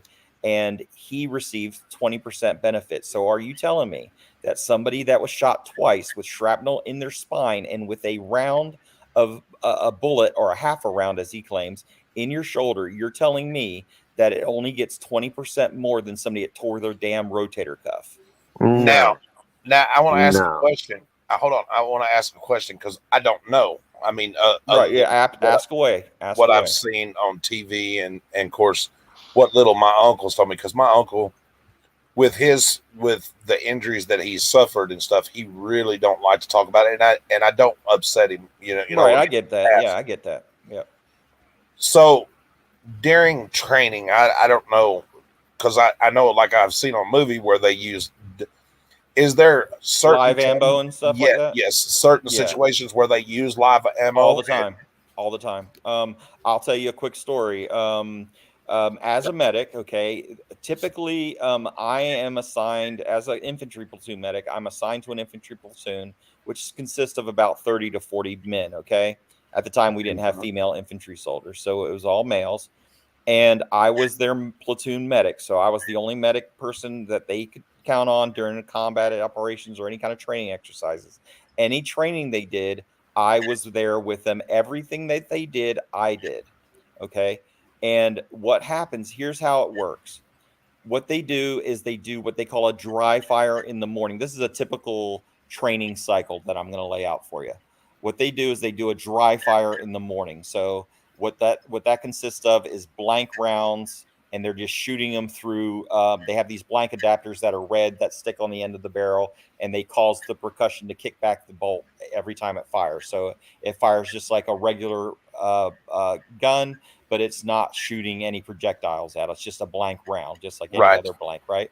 So they go through and they choreograph the entire operation using blank ammo. And then they'll come back and we'll do what they call an after actions review. And that after actions review will work out the kinks and mistakes. And, you should have been here. You should have been doing this. You made a mistake there. And then once we hash that out, then again, we go out, but this time it's with live ammo. Now, you're not shooting at people. You're not shooting anywhere near people. You're shooting at targets, but you're taking over objectives with live ammo, and you're hitting targets with actual real live ammo. Now, sometimes, like, we do bounding exercises. So in other words, I can bound up towards the objective and I hit the dirt, and then people are covering me from behind, shooting from behind me, hitting the targets in front of me while I'm moving. You understand what I'm saying? But yes. But the way we do it is you have to make sure that your sight is lined up with the target and not someone's back, right? And then you're pulling the trigger. So I used to always wince. I was a pussy when it came to that. I was scared to death when people were shooting over my shoulder like that. And so then what happens was we'll go back, and if they see something else during the daytime that went a little bit awry, very few times did anything really go crazy, but just in case, they go back and review it. They have the after action review again, and that's after action reviews are usually about an hour long. And then you go back and you eat chow, you relax, you do whatever you need to do, and then nighttime comes, and usually right before the sun sets, we go back out to the range and we do another dry fire with blank rounds, right? And everybody's got night vision and things like that, the appropriate equipment for nighttime. And we go out and we do a nighttime dry fire. And after that, they come back, they do an after actions review, they find out what we could improve on, and then we go at nighttime and we do the final live fire at night with real ammunition and everything. And that's how that kind of training cycle works. So I'll tell you a training exercise accident that I was involved in when I was in the military. So we have what they call a support position. Okay, so imagine this. Okay, there's a hill. So we're on the hill. We're the good guys on the hill. The bad guys are below us in a valley, but they're up on a little hill too. So in between us, there's like a little valley, and then there's targets up on this hill, right? But Yeah. in the valley, since we're in Hawaii training, in the valley, it's full of nothing but sawgrass. You know what sawgrass is, right? Yes, It's I do. really high grass that goes way up above your head. You can't see any damn thing in front of you. So what we did was we had a support person on the hill with our M60 machine gun, which is the big boy. And they're laying down all kinds of hell down on the targets, right? And then all kinds of other shit's going down on the targets. And then we send an assault group underneath that fire. And when that assault group gets nearby where that 60 and all those other bigger guns are trained, we call what they call a lift fire or shift fire. So a lift fire would be to shoot a farther target out from where the assault group is coming in to move in to actually assault the objective, right? Does that make sense? Yes. And then, or they can call a shift fire. So a shift fire would indicate you would shift fire left or right. And these signals are given either by the radio. So they'll say shift fire left, 300 meters, shift fire right, 200 meters, lift fire, 500 meters, whatever the case may be, right? Just in order to make sure that the assault doesn't get caught in the friendly fire. So in this case, what happened was we were using flares, a different color flare. So like a green flare would be shift to the right, a red flare would be shift to the left. Some dumbass, some private, somebody somewhere somehow got the two signals confused. So what happened was, and I was on the assault at the time, and we were running out underneath into the sawgrass. They could not see us where we were, and unless we shot up a flare or popped some smoke or something like that. Well, when they shifted fire, they shifted fire right on top of us. And nobody got killed and nobody got hurt, really. We only had one guy hit with a ricocheted round to the helmet, which took a giant chunk of a Kevlar out of his helmet and knocked him unconscious for a good while. Wow. And then that happened directly in front of me, and I was able to treat him and get him back. And immediately when that kind of thing happens, a ceasefire automatically happens, and then all hell breaks loose as far as like people start getting in trouble, so that kind of thing. But I've had incidences in training where, let's say, I'll give you another instance. Okay, so you're in a helicopter, in a Black Hawk helicopters. When you're sitting in a Black Hawk, you're either facing towards the cockpit or you're facing towards the tail of the aircraft. And when you leave from the sides of the aircraft. Well, a lot of times, if you're about to go in for an air assault and land, what they do is they do what they call a false insertion. And what a false insertion is the helicopter will dip down below, say, the tree line or the mountain ridge or whatever, and pretend to offload soldiers, and then lift off and then offload us somewhere else, right? Kind of like a feign deployment of soldiers. Right, Well, that makes sense. And we had a signal that we would do, and if you can picture somebody just waving your hand over your face, kind of like what wrestler used to do that. You can't see me. John Cena, yeah. So that was our signal for false insertion, to let everybody know through the cockpit, and we would pass through the cockpit, that we're going to do a false insertion and don't get out during this time. Well, this dumb private, or it probably wasn't a dumb private, he just didn't know any better. And he saw everybody pointing, what appeared to him was to go out the fucking door, right? We were still about 50 feet off the ground.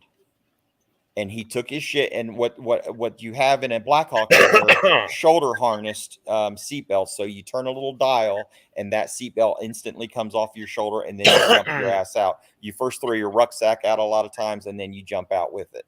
and he jumped and there was no ground below him. So training exercises happen all the fucking time, all the time. I saw a guy shoot himself in the hand. I saw a 18-year-old man get shot in the chest and he ended up dying right through the heart. That was my very first real life casualty, by the way. Was shot right through the chest and exit wound right underneath his arm, and he died.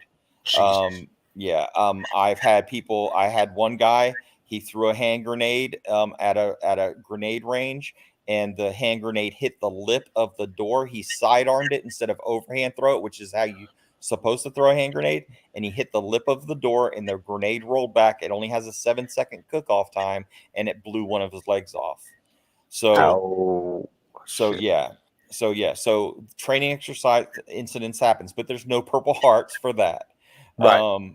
Right. Yeah, So, it wasn't the enemy. It was, but I'm just trying to give you as much information so Yeah. you have an educated idea of how these things work. And in combat, is so long as the enemy is engaged, then you will get a Purple Heart for injuries such as what I named. And I named those on the video as well. I don't know if you knew that, but I named all of the same things that I just named here on that video to describe. So if you have any questions, you always go back to that first video and you can watch that, and it will describe all the injuries and all the requirements to get a Purple Heart. Now, my uncle was telling me, and just in the few of the brief conversations, because like I said, he really don't talk about it very much, right? Because it triggers his PTSD, and when he goes off on one, it's horrible. He's called me everything but a white person. You know what I mean? Right. I get it. Yep. And then the next 2 or 3 days later, he may call me and ask me how he's doing, or how I'm doing, tell me that he loved, you know what I mean? And it's very hard because he suffered traumatic brain injury. Right. And that, of course, being blowed up and half killed, I guess. Is he still around? Yes. Okay. He lives about 30 miles from me. Oh, gotcha. Vietnam guy, you said? Pardon? Was he a Vietnam guy? No, he was in Iraq. Desert Storm or just Operation Desert Storm. Desert Storm. He went in the military in the late 80s. Okay, so he's probably a Desert Storm guy. Is that where you for from Tats? Desert Storm? Desert Storm? Who? You? I don't talk about my service because I don't want to be doxxed. Oh, okay. That's fine. Because what happens is people what they do is they'll just put the timeline. Yeah, and they'll just and they'll search for me. So I try not to do that. He came, and when he came out and everything. No, that's fine. And you don't ever have to. So yeah. When he came out, he was a deputy sheriff. He was a deputy for a while. He was a metro detective in Nashville, and that he was a bodyguard for Governor Ned McWhorter. Right. And then he went back after being in law enforcement for a while and done something. And the next time that he went back to Iraq, and that I don't know what he was doing, counterintelligence or something. I don't, because like I said, I don't understand, all that stuff. Right. This is when he got hurt and almost killed him. Right. And that.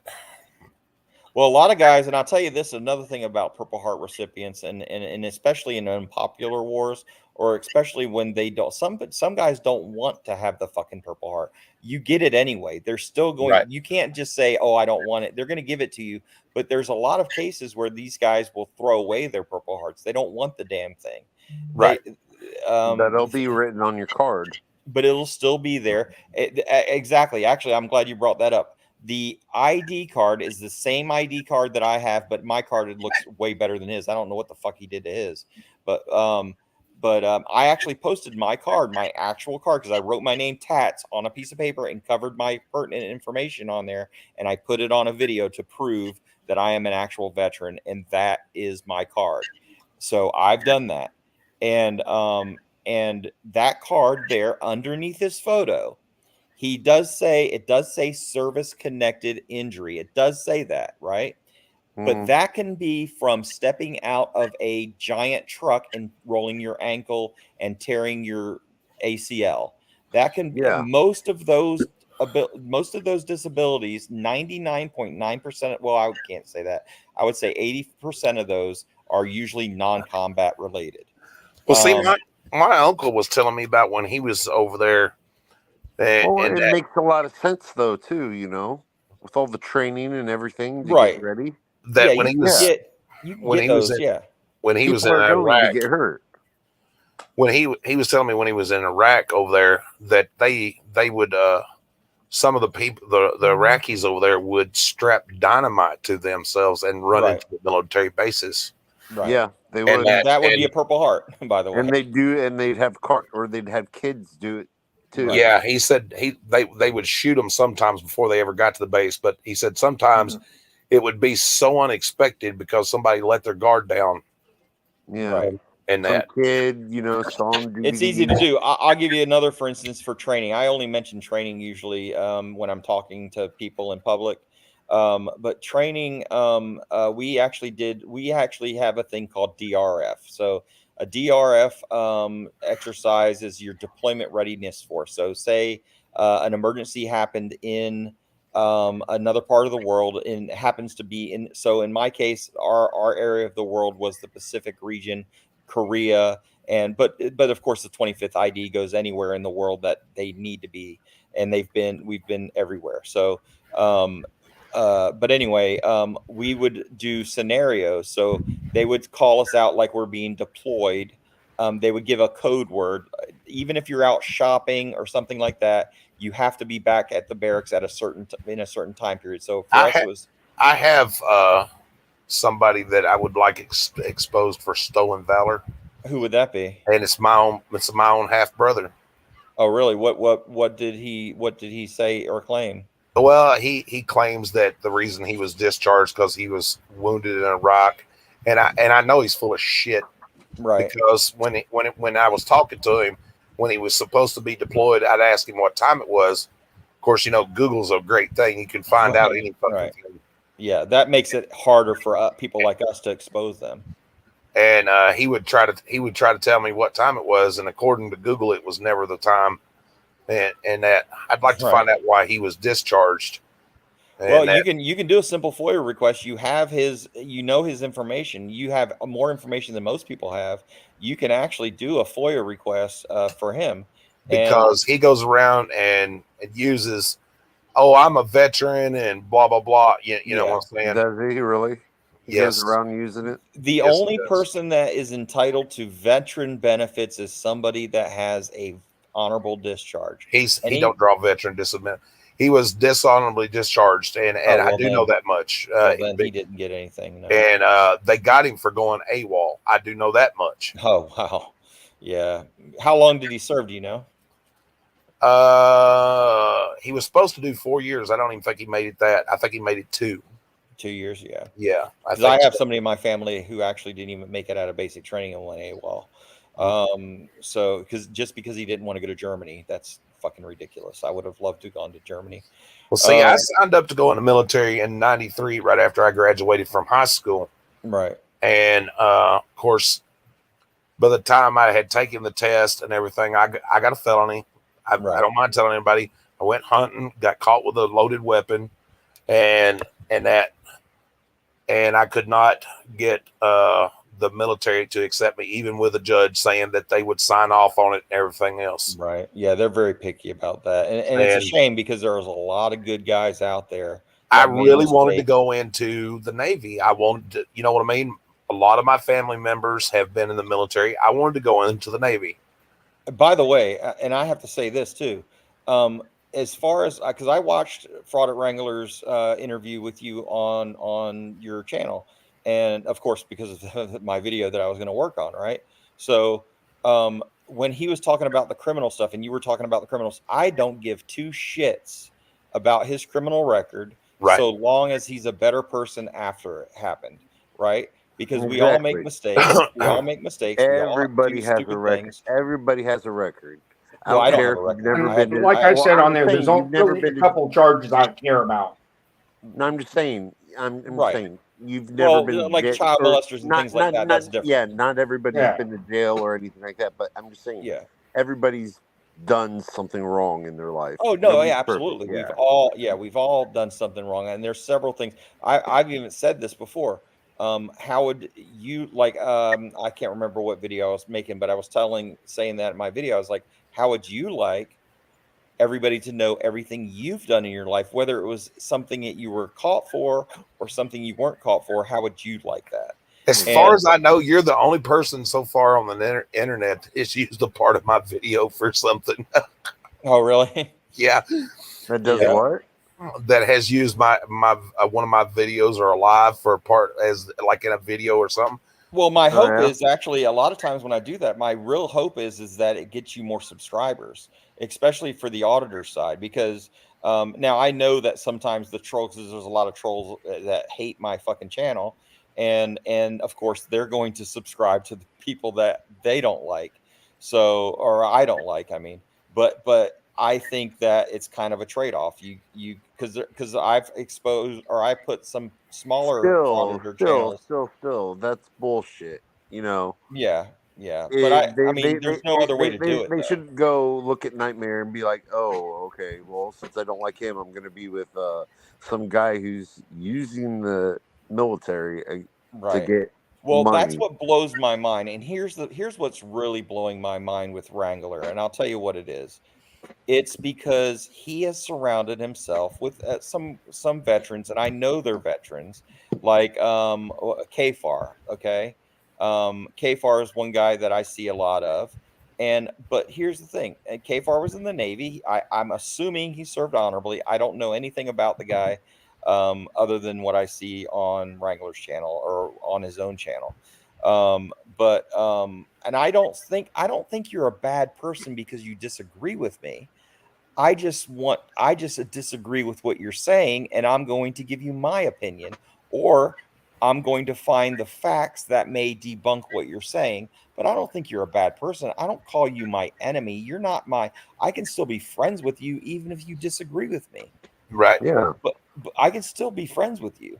That's what people confuse about me. Now, in my videos, I do get a little passionate, and I say some things that probably Yes, you may do, not but be very, you know what?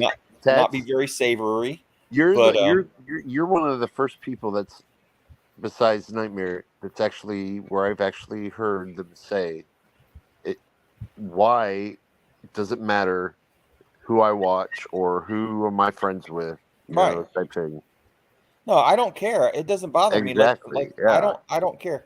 The only time I care, and I'll tell you this, and I'll be honest, I wear my heart on my sleeve in case you haven't noticed.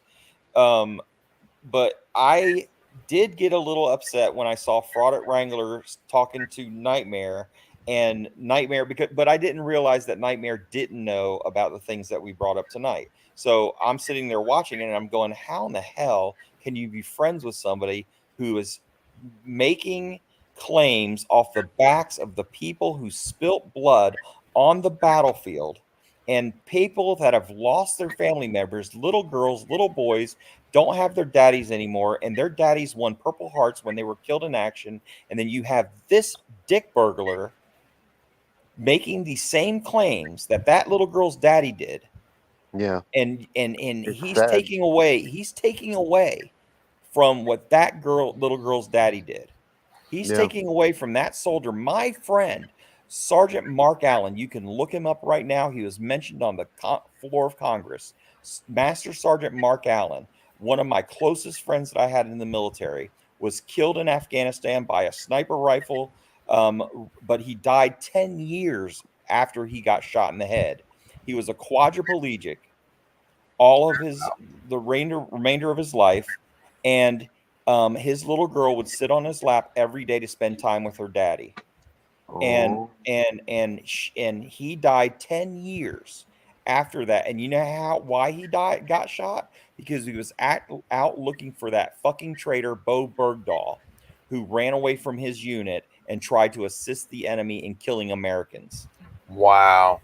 He was going out to find him to try to get him back from the enemy, because what happened was the enemy didn't really like him anyway. They said, fuck you. We don't want your damn help. We're going to capture you and use you for our purposes. So that's what they did. And my friend, who I knew very, very well, spent a lot of good time with, Sergeant Mark Allen, I was his medic at one time, took a round in the head for that fuckwad. He took it for who? What was That- his name? Bo Bergdahl. Out looking for him. And for somebody to claim that they were shot in combat and didn't get shot in combat, because if he did get shot in combat, I've already proven that he would have a Purple Heart. For him to take that honor away from my freaking buddy like that, my brother, I would die for that guy. For somebody to do that doesn't deserve the oxygen that he's breathing now. In my I'm opinion. sorry, but there would not be anything left in his shoulder because they would take it out because the metal Absolutely. the metal would actually. By the way, it's not called a slug in the military. Nobody in the military calls shit a slug. Are you kidding me? We call it all rounds. I got a round in my shoulder. Yeah, or a whatever. slug comes. A slug, that's something you hunt with, motherfuckers. Yeah, exactly. Now, there are times in combat where the enemy will use what we'd say an unconventional type rifle, their daddy's hunting rifle, whatever. And that's a very good possibility somebody could have had a shotgun and used a shotgun against us. But at the same time, that slug would be gone. And not only that, but if he was shot with a slug in the shoulder, his arm would probably be unusable. He'd probably be dead right now. Yeah, a slug is a if big you're talking round. like a deer slug round. Well, I don't know. No, He doesn't say what size it is, so I don't know. His blood would have gotten toxic by now. I don't know what kind of slug. Okay, hit him, so even if it let's say it was the size of a deer slug, right, that would have blown his arm off. Absolutely. I've seen a suicide with a shotgun, and I know what a shotgun does to somebody. I'm just sitting here watching, and he's showing his injury on his channel now. Oh, is he? Well, let me tell you something. Injuries can happen a whole hell of a lot of ways. No, I'm just saying. that. I don't know. I want to see that because I was just going to say that when I was talking to Gregory, he was talking about. He's like, oh, he'll never come up here, but he was talking to him or something like that about possibly. Well, I'm going to take a good look at that because I have medical training and I know exactly what a gunshot wound looks like after it's been treated. So I'll take it off the bat. Let me turn this shit down. I don't need audio.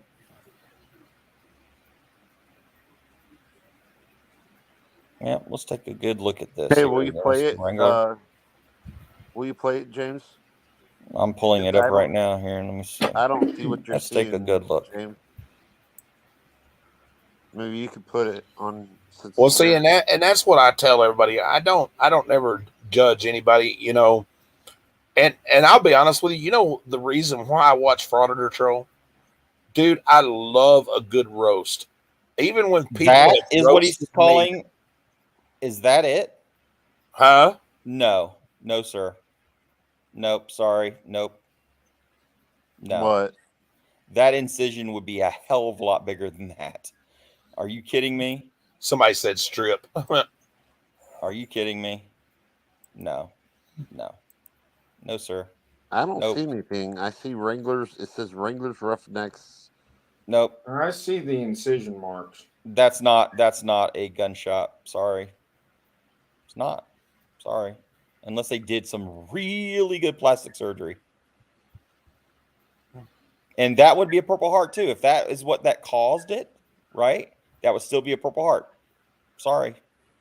I don't see any incision. I just see. Look by his tattoo. You can see where it's cut. Goes down, goes over, goes back up the other side. Right. Like open the flap. It doesn't matter. You can have a scar from a whole hell of a lot of things that happened to you in your childhood, whenever. You know, it doesn't matter. That don't fucking matter to me. There's all kinds of things. He could have had a dislocated shoulder and they did surgery on him to correct it. I don't buy it at all. That's not a gunshot.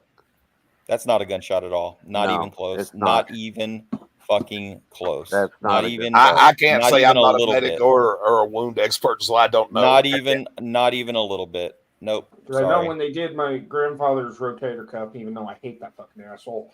As a matter of fact, that's kind of what that looks like. Really. Exactly. I was just going to say that. That's what it looks like. Kind of what that looks like. Except on him, it's like on top of his shoulder, from about his neck all the way to the bicep. Exactly. It looks like he had surgery for his. But that was for I a wanna say shoulder. that was back. Nope. That was back in the 90s. Nope. That That's looks not like when they that's did not a that. gunshot wound. No, All it's you not have a- to do, it's- listen, that- listen. Google's your friend. Just look up a gunshot wound repaired Exactly. shot, and you'll see the It's difference. not a gunshot. That's not a good shot. That's You'll a see the surgery. difference. That's like a surgery.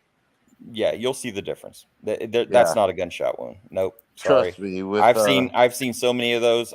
There's no way in hell that's a gunshot wound. yeah, with 8 brain surgeries and Yep. how many times 9 I've surgeries, by the way, he said. how many 9 surgeries? No. incisions I've 7.5 had to 9, somewhere in there. breaking my bones and all that shit like that. Exactly. Or 9 surgeries in 7.5 years. Yeah. Here, just Google search scar from gunshot wounds. Okay. Now, if you Or look at those, look at do you guys watch WWE? nope. Look at nope. the scar for Cody Rhodes. None It of looks them. exactly like that. None of them. None of them. I'm looking at them right now. I'm looking at scars for gunshot wounds, and none of them look what Yeah. he just showed. None of them. Nothing. Look at Nope. the scar, or Nightmare will know what I'm talking about. Nope. Think about nope. Cody Rhodes' Nope. scar from his shoulder. It's Nope. exactly what. Where he had the torn bicep. Yeah, Yeah. Yeah, that was Sorry. a heck of a scar. Sorry, Wrangler. You failed. You failed the that's test. exactly what it looks like. Surgery. So sorry. Sorry to burst his bubble, but that's not a gunshot wound. I'm sorry. And even if it were a gunshot wound, guess what he would have? Because I read the standard to you. I read it. What would he have? A Purple Heart. He doesn't But have one. and think about this. Let's say they did fuck up, and they didn't give him the Purple Heart, right? Yeah. He And says he's got. he And by the way, says if you he look got at his shot mouth, twice, right? they Right. wouldn't have fucked up twice. Look at his mouth, and he's got the duper smile on his face right now. Right now. I mean, I'm not. it also watching depends anymore. on, did he get shot twice in one? Actually, he claims 2 Sure. different instances. I know that much. Yeah, That's okay, what yeah, That's nah. exactly It what I doesn't thought. matter though. 1 shot, 2 shots, it doesn't matter. Each shot would be a Yeah. Purple Heart if he got it on 2 separate occasions. If he got it both at one time, that would be 1 instance, and that would be 1 Purple Heart. But at the same time, no. If he got shot, as he said, he would have a Purple Heart because listen to what the standard was. Okay, the standard was you could even be concussed for 48 hours and get a Purple Heart. So are you telling me you get shot in the shoulder and you did not receive a Purple Heart? Bull fucking shit. You have shrapnel near your spine and you don't have a Purple Heart? Bull fucking shit. Yeah, Shit. they left the slug in your shoulder, and you went back, Somehow, back to get if shot. they 9 gave- second time. surgeries, he said. 9 surgeries. But If you this is needed what I 9 don't get, surgeries though. to correct it, no Purple Heart. If they Nope, gave you didn't Purple get Hearts for wrestling, I'd get one because I've been concussed for more than 48 hours. Exactly my okay, point. my So friend Sheila's mom's husband was blown up 3 different times in Iraq. Right. Her husband Right. was blown up once and shot. They don't have Purple Hearts. I It would was all question Indian. those. I would question those stories then, to be honest with you. He has 100% disability. Her ex-husband passed away. A lot of so- people have never been shot one time and got 100% disability. That doesn't mean anything. I don't know. I'm not saying that he's lying. I'm just saying that I would question that story because that he would meet the standard there's of a Purple really no Heart. way of talking to him because his mind, he went from a normal like you and me Right. to not be able to talk barely, almost like a 2-year-old again. Could be a stroke, man. I mean, I'm not saying that he did. I'm just giving you. I'm playing devil's advocate, if you will. I mean, it could be a lot of things. There's so many things that can happen. He could have fell out of a helicopter, like I talked about earlier, and hurt Yeah. himself that way. There's so many other ways that people can get hurt, even in a combat zone that's unrelated to combat. And they have those accidents like that. Exactly. There's And so they many go things. I'm home not saying and that they it don't didn't want happen. people think of them as, the guy that fell out of the helicopter. No, they want to think of the hero, so they make up the lie. Right. And And no, that- I mean, this guy has pictures of him in the hospital. It's all good, man. Hooked I up mean, to I'm machine. I'm just saying. I mean, well, Yeah. he could, like I said, he could be in the hospital for other things too. No, You know what I mean? I've seen so many people lie. I'm jaded towards it. I mean, I see it Now, all the is time. it it's an absolute type of thing, Oh, it's an absolute thing. Yeah, absolutely. or no? I'm saying, like, does your the person your officer Right. have to turn that shit in? No, well, of course he's going to put in, but you're going to get it. It's not something that gets approved or disapproved unless it doesn't meet the standard. And I read the standard to you. Yeah. You There understand you what I'm go. saying? Yeah. I read the standard to you. If it doesn't meet the standard, of course you're not going to get it. But did I read? Was it just me, or did I read gunshot wound and shrapnel? Did I read that? I that's could have sworn exactly what I heard. That's exactly what I said, right? Yeah. Yeah. Well, if then the you enemy should have a caused Purple it. Heart, and the enemy caused it. Yep.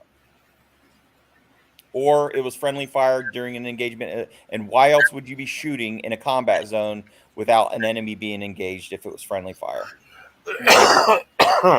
No, he doesn't pass the smell test. Not only that, but if it required 9 surgeries, it would be more than 40% disability just to add another nail in the coffin. Oh, I just wanted to say before I forget about it, your other video. Yes, sir. I thought it was really cool that you had oh crap, I almost said his name. STC and Gregory in there. Oh, for the funeral? Yeah, that was awesome. I loved it. Well, I'll tell you another thing. I was turned. about ready to write a comment, be like, I hey, turned come Fraud on, Wrangler. I would have been like, Tats, come on, man, where am I? In my next video, I turned Fraud Wrangler into a Simpson.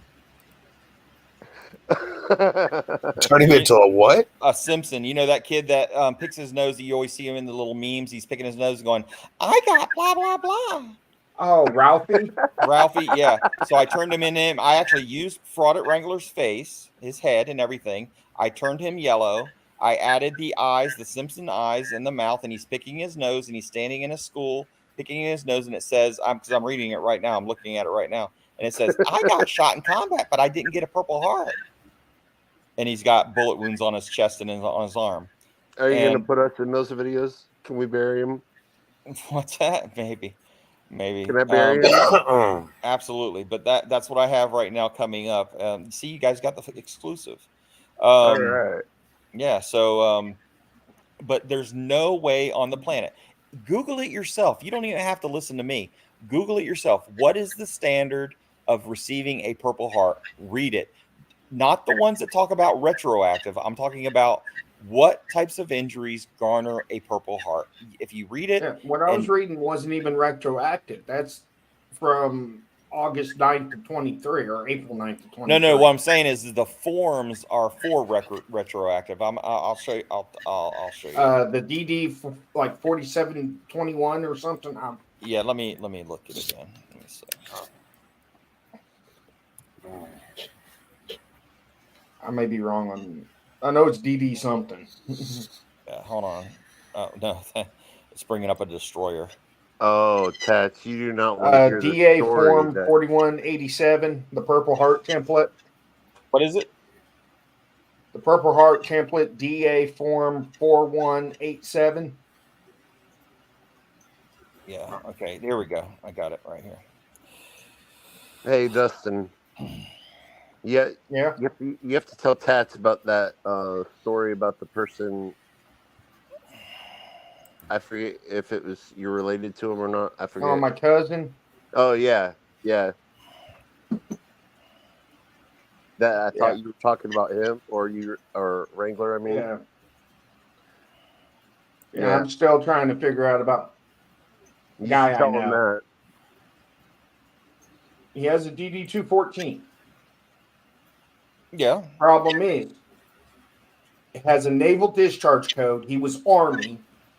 Claims to have been in Iraq and Afghanistan 3 times as a sniper, but it shows that he was discharged after basic training. And in the military, wanted to do either 1163 or a 1463 investigation on him. He said he was in the Army, but it says he has a code for naval.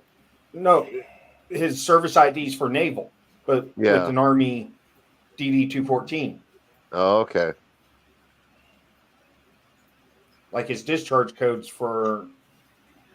Yeah, that's weird. I'm not real familiar with naval discharge codes and things like that.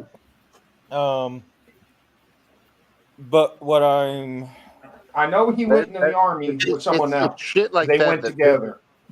It's shit like that that pisses me off every time you but see on the news. DD-214s get faked all the time. I mean, you can ask them for somebody's DD-214, but that means jack shit because everybody can fake everything nowadays. Yeah, that's what No, I know I'm he went in.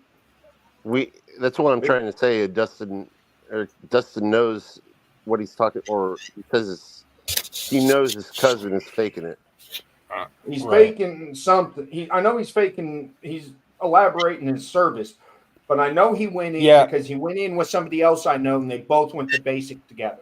This is a retroactive form, just by the way, just to point that out, because it says you can fill it out on your own behalf, even. Okay. So it's a retroactive form. That's what that is. I thought it was, but that's what it is. I just didn't recognize it by its nomenclature, but that's exactly what it is. It's as if let's just say you think that you deserved one and you just want to put in for one, or maybe your commander thinks that you deserved one, but you just didn't get it right at the time that you should have gotten it. That's what that's for. Okay. Yeah. Now I will say every award, what happens, I'll explain awards to you. What happens, and I'll tell you, this is really fucked up, but this is true. You know how many awards that I've gotten that I actually had to write myself all the time. So basically, a lot of times give yourself the award. Well, a lot of times what happens is nobody knows what happened better than you do, right? Yeah. So, especially in certain instances. So, what your squad leader or your platoon sergeant or whoever's in charge of you at the time will sit down with you at a table and say, hey, man, we're going to put you in for XYZ award, but we would like you to write down what exactly happened. So that's known as writing your own award. It's not. It kind of makes it feel cheapened when you do that, but that's what they want you to do. It's kind of like it makes sense though. Right, it does. But, It does. I mean, could that have happened with Wrangler though, with the Purple Heart though too? No, because it's not the same kind of award. See, that's what I'm trying to differentiate between an award for, let's just say, I'll give you, for instance, for a minor award that I received. One time we had 140 guys during a training exercise, and I got an Army Accommodation Medal because I cured everybody of dysentery that they had, and I was able to let them resume training within a day, a 24-hour period. So I got put in for an Army Accommodation Medal for that. Okay, I got an Army Accommodation Medal at one time because we had a bus blow up in Egypt that tried to avoid our barricades, and 80 Italian tourists were ejected from that bus, and it was an open air bus, so it was like a trolley almost, and it was trying to zigzag through our barricades, and they rolled over into a bunch of landmines that were out in the middle of the desert. But none of the mines went off. I don't know how the fuck that didn't happen, but they didn't go off. And the only one who died was the driver. But I got put in for an award for that, and I wrote that award myself. But those are awards for achievement, like you're doing something. And by the way, I didn't even think that I deserve an award for that because that's my job. My job as a medic is to treat people in situations like that. So exactly. I had a problem sometimes receiving awards like that. But in Wrangler's case, that is not an award that you put in for, like I said, it's not an approval thing. It's not something that says, well, it kind of is. It kind of is approval because if he doesn't meet the standard, if I'm putting you in for frostbite or a sunburn, then he's not going to get it, you know? Yeah. So that's the way it works, man. And I mean, you can just look it up yourself. You can just put in, what is the requirement to receiving a Purple Heart? And when you get that, you'll see. I did. There were just so many different things out there. You know? The best one, I'll recommend the one to you, military.com. Okay. Yeah. The one that says military.com, and it will give you exactly what I read to you earlier. I was reading off of that, and I was thinking that was a good website because I trust the ones with the .gov, you know. Yeah, but this is military.com. And that is a resource for people that's in the military. A lot of times, a lot of people use that, and and just read it. Just what injuries require for Purple Hearts, and you got it right here. The very first one in the line. I'll read it again. Injury caused by enemy bullet, shrapnel, or other projectile created by enemy action. Cut and dry. There's Now, no ifs, ands, or buts. could this ever happen? I mean, like, be awarded if it was a domestic? If it was a friendly fire incident, so blue on blue, like I No, shot somebody. like domestic violence, or not domestic violence. Domestic terrorism, yeah. Yeah. Yes, yes. domestic If you're in the middle, so if you were in the Pentagon, let's say you were in the Pentagon when those planes hit, or that plane hit the Pentagon, yes, those people got Purple Hearts. Okay. Yeah. So Or that say kind of thing, January yes. 6th, if the people that broke in there started shooting and there were military in there. And Yeah, they that were would be a hit. purple. That would be a Purple Heart. Yes. Okay. Yeah. If they deem that a the enemy basically. So in And which do they case, look at I would do they imagine look they at the would. gun wound, or does it, like, if you get, whether you got shot in the hand, or the hand, or what? It doesn't matter. It doesn't matter? if it's serious enough to cause those situations that Ragnar's talking about, 9 surgeries. Think about this. What other injuries other than a serious injury warrants 9 surgeries? Now, my grandfather was Alright. thinking about I've been dealing with this ever since I was, when it comes to the surgery. I gotta say this real quick before I forget, if you don't mind. Wrangler said in the Nightmare Audits videos, I need you to pay attention to this because it's detail oriented, right? He said before, he was saying that he got all those 9 surgeries for his bullet wounds and stuff, right? But then when he was talking to Nightmare, what did he say? He said orthopedic surgeries, right? What does his shoulder look like to you? An orthopedic surgery right there. When he said orthopedic surgery, it could have been for an orthopedic thing, like he broke his shoulder, he tore his rotator cuff, he had a few dislocations and they needed to tighten up his ligaments and his tendons again, those kinds of things. And that's exactly what that looks like. I have a scar that's very similar to his, right? And it's from breaking my collarbone and absolutely having to get into, putting it back in its place. Absolutely. There's so many different ways you can injure yourself, but here's the thing. The bottom line is, I'm looking at it again. This is actually from the .gov, okay? And it says injury caused by enemy bullet, shrapnel, or other projectile caused by enemy action. Period. That checks the box. There is no, what else can you say about that? You can't. What else can you say about that? If it was an enemy bullet, okay, I mean, you can't read that and say, well, it means something else. Or I don't understand. That's too it's too hard to understand. You can't say that there's any other gray areas in there. It's cut and dry. It's really easy to understand. Then it says,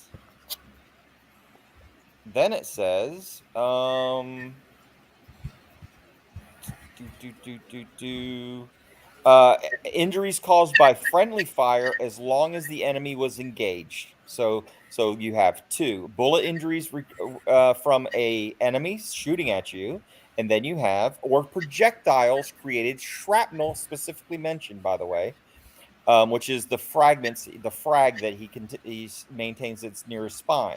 Okay. There is no, I mean, it's like reading the First Amendment. You guys know the First Amendment. It's like reading the First Amendment. How can you look at the First Amendment? It's like looking at the stop sign and saying, man, that must mean something else other than stop. Okay? Depends on how many beers I've had. No, I'm just kidding. But what I'm saying is, I'm reading to you what the standard is. There cannot be any other interpretation to that. Injury caused by enemy bullet, shrapnel, or other projectile created by enemy action. Full stop. I don't care how many scars he shows somebody. I don't care. If that scar was caused by what? A bullet or shrapnel caused by the enemy. I told Greg. Guess what he has? Greg called me and said that he might join the channel or one of his channels, which he doesn't, but he really doubts it. Right. But But I said, anyway, well, if he that's does, I pled my case. yeah, I told him, I said, hey, ask him, hey, we're wondering if you really got shot. Right. You know, That's the whole point. I don't want your medical paperwork or anything like that, but show us a scar. Or show your gun. Show Look. your gunshot wound. You know, He said he I had know. orthopedic surgeries. That's completely could be true. Absolutely, he had orthopedic surgeries. Fine, that's good. what it Okay, looked like. awesome. Absolutely. If I remember right, orthopedic surgery is any surgery, including gunshot wounds to like the arms and legs. It could be, yeah, you can get orthopedic surgery due to a gunshot wound. The mechanism of injury, such as a gunshot wound, could easily shatter a bone or something like that, right? Yeah, you would have to But go. the problem is with the to replace shrapnel, battery or the he would have There you orthopedic surgeries go. plus neurology surgeries for the back. Absolutely. See, now we're thinking. What there were you saying go. about neurology? Neurology deals with the back, not orthopedic. Right. Well. You can have an orthopedic your surgery back on the back. Your yeah. back and your brain. If let's just say I have, spinal bifida, or let's say I have, what's that other one? Scoliosis. Right. You would see an orthopedic surgeon for scoliosis. Yeah, but usually they also have a neurologist. Oh yeah, no, of course they would. Yeah, absolutely. Well, yeah, of course, because it'd be so close to your spinal cord. Absolutely, yeah, you would definitely have that. But I'm just telling you guys. By the way, here's a little. I was going to actually make a video about this, but I stopped short. I probably still should do it. The very first Purple Heart was issued by George Washington to only 3 soldiers of the Revolutionary War, and that was also called the Purple Heart of Merit, which did not require you to be injured in combat to receive. It was a cloth patch that he actually made himself, and he gave that to 3 different soldiers, and that was it. So that was the very first Purple Heart. I didn't know that.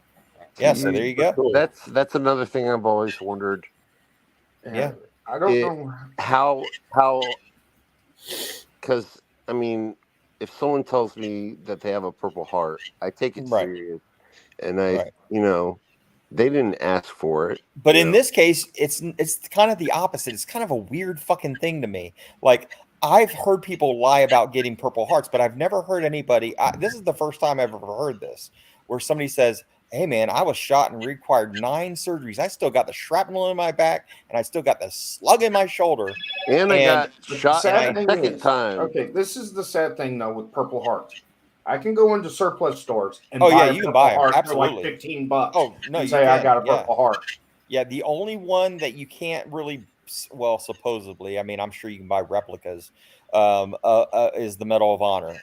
You cannot actually buy the medal. You can buy the ribbon, but for the Medal of Honor, by the way, you can buy the little ribbon for your ribbon rack that sits on your chest. You can buy anything on eBay because people I'm sure they sell them. I'm sure they're out there. I don't know. I'm sure there's people out there because people like me who do storage units and stuff like that.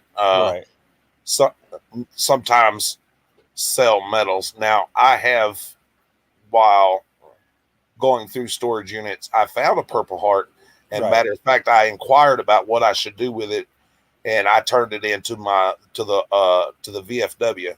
Oh, that's cool. Yeah, and they said that they would find the family and give it back to them. Right. A lot of times those awards will have a citation with it. I don't know if that one did, but a lot of them will have a citation with it. Oh, okay. Yeah. And some of them are numbered, and some of them even have engravings, like where people would engrave them and put their names and whatnot on them. So, it all depends. Some people think that if they give them, medal to, or so many medals, or give it to so many people, how am I trying to? Now, I do know that my uncle got one. Important or something like that. I know my uncle got a medal for bravery. Yeah, maybe a bronze star or something. Yeah, it was. Yeah, and I know he got one for being injured. Maybe it was a Purple Heart. It's possible. It's possible. I mean, the best way to find things out like this, which we actually have, is the best way to do it is just to pull the record and find out. I mean, if you have a grandfather or maybe a relative that served in another time period that's no longer around and you want to know what awards they may have received or maybe even where they were deployed and what they did. That's you can something always I'd put like in to a- find out with my grandfather because he served in World War II over at Iwo Jima. I'll tell you a cool thing to do is a lot of people, what they do is they'll make a shadow box, like say your grandfather's awards. And then if you had a father that served, so you would put his awards in there. I've still got my grandfather's Marine uniform. Oh, that's awesome. Yeah. Yeah, where his dress. Yep. Yeah. And I won't get rid of him. I mean, I've had it, and it's just something that I'm proud of. You know what I mean? Right. I've never tried it on or anything like that. It was given to me after he died, and it's just something I'll never get rid of. And let me just tell you something, man. Let me tell you something. I have a wound on my ankle. Okay. It looks if nobody knew any better, I could tell you that it was a gunshot wound. Okay. But it was actually I was bitten by a brown recluse when I was a kid. Okay, and it looks almost exactly identical to what a bullet wound would look like. And I could have lied about that. I could show that to people on the internet. And How long ago did you get that? That was, I think I was probably, I think I was 14 years old, and it was. Wow. So that kind of makes sense because if I'm guessing your age right now, but okay.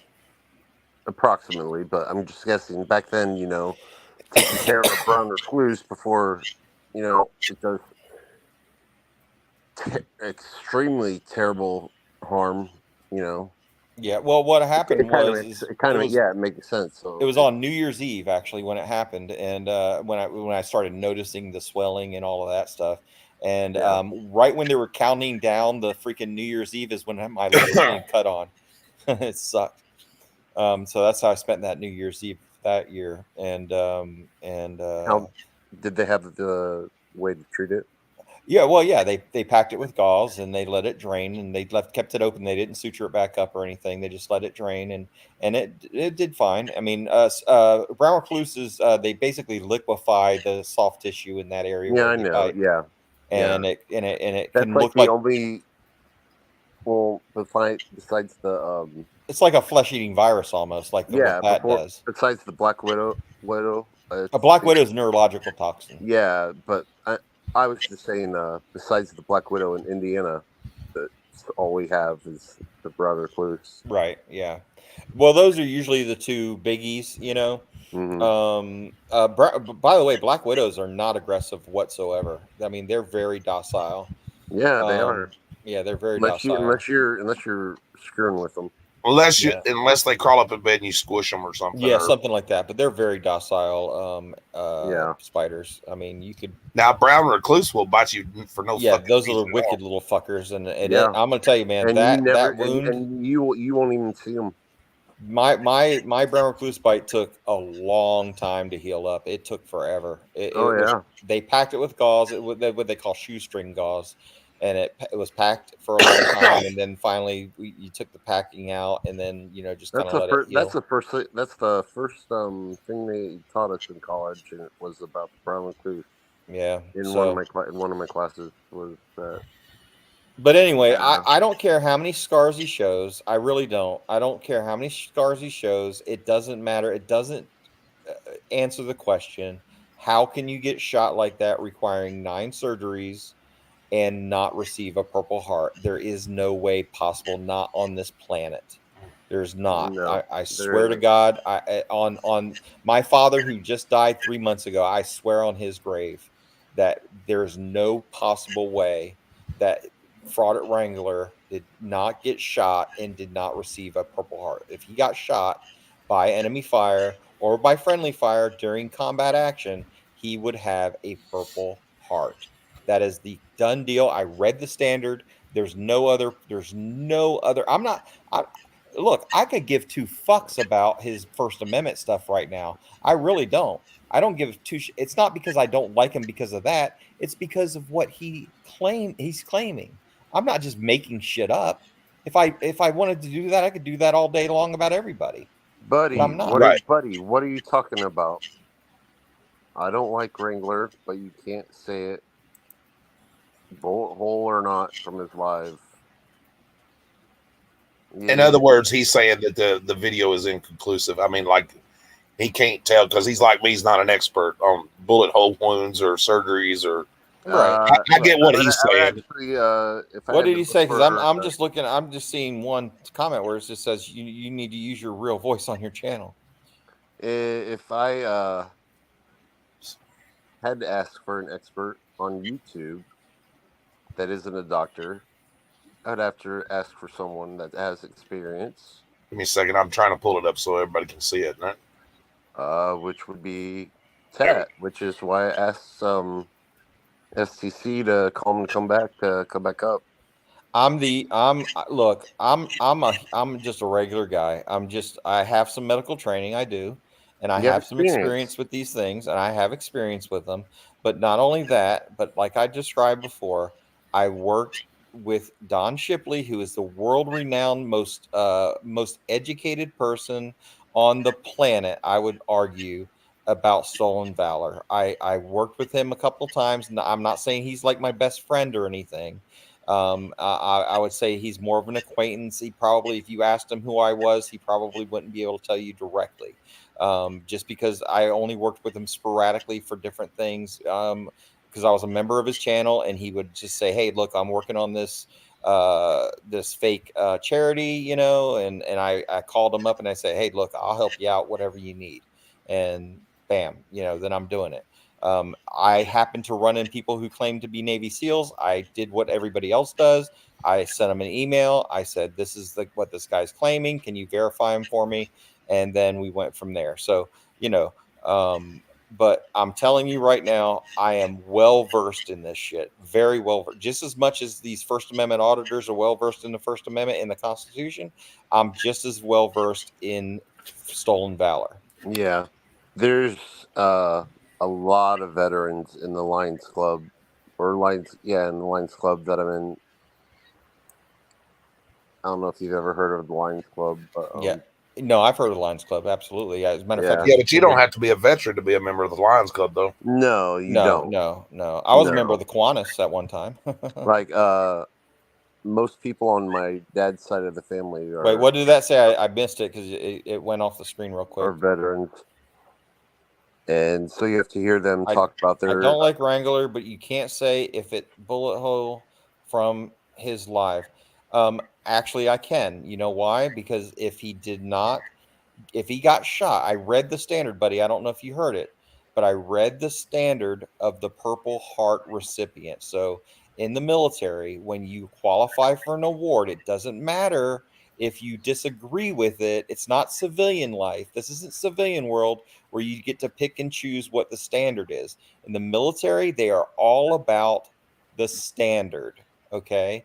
And when you have a standard, and I'll read it to you again because I kept it pulled up. Yeah, it's not like you're watching an audit. Yeah, this is not. You're looking at the standards, and everybody's saying, "Well, there's no." This is not up for debate. Yeah, there's not up for debate. It's written right here in front of me. Yeah, the very first requirement for a Purple Heart, it says injuries that do qualify for a Purple Heart. And listen to me real carefully again. Injury caused by enemy bullet, shrapnel, or other projectile created by enemy action. Period at the end of that sentence. So what did Wrangler claim? He was shot twice. Injury caused by enemy bullet. Check that box. What else did he claim? He had shrapnel near his spine. What does the standard say? Shrapnel or any other projectile created by enemy action. Bam. Yep. Can you argue with that? I don't think you can. I don't think you can. I still can't believe what you told us earlier. What's that? That if they use